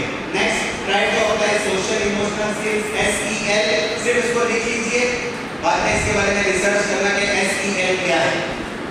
नीचे देखिए, ट्रेडिशनल टीचिंग मेथड जो है उसमें 3 R's पर फोकस किया जाता है, रीडिंग, राइटिंग एंड अरिथमेटिक, और SEL में 3 R के ऊपर फोकस किया जाता है, regulation, reconstruction and resilience. Social emotional learning, इसके ऊपर थोड़ा घर पे जाकर देख लीजिए। अपडेट योर एजुकेशनल ट्रेंड्स, आपको एजुकेशनल ट्रेंड्स अपने अपडेट करने पड़ेंगे, शुरू से उसी की बात करेंगे। Keep trying to achieve master, ये भी मैंने आपको बता दिया कि आपको मास्टरी अचीव करनी है तो इसके लिए मेहनत करनी पड़ेगी। किसी भी चीज़ में अपने आप को इररिप्लेसेबल बनाना है तो मास्टरी अचीव करनी पड़ेगी, और मास्टरी अचीव करने के लिए ये बुक मैं आपको रिकमेंड करता हूँ, इसको पढ़िए। बुक का नाम ही है मास्टरी और ऑथर का नाम है जॉर्ज लियोनार्ड। इसमें सिर्फ एक बात समझिए जो जॉर्ज लियोनार्ड ने बुक के अंदर प्रेजेंट किया है, वो ये है कि अक्सर हम में से बहुत सारे लोग ये समझते हैं कि We are the builder of the society. We can change the world. अगर अगर हमने सोचा और हमने तय कर लिया कि इस नए फॉर्मूले को, आज के इस स्टिक को, आज के लर्निंग्स को कल से इंप्लीमेंट करना शुरू कर दें, आई थिंक इससे पहले पर मैं हमारे बहुत सारे टीचर्स ऐसे हैं जो CBSE का ट्रेनिंग कैंप अटेंड करती हैं। बहुत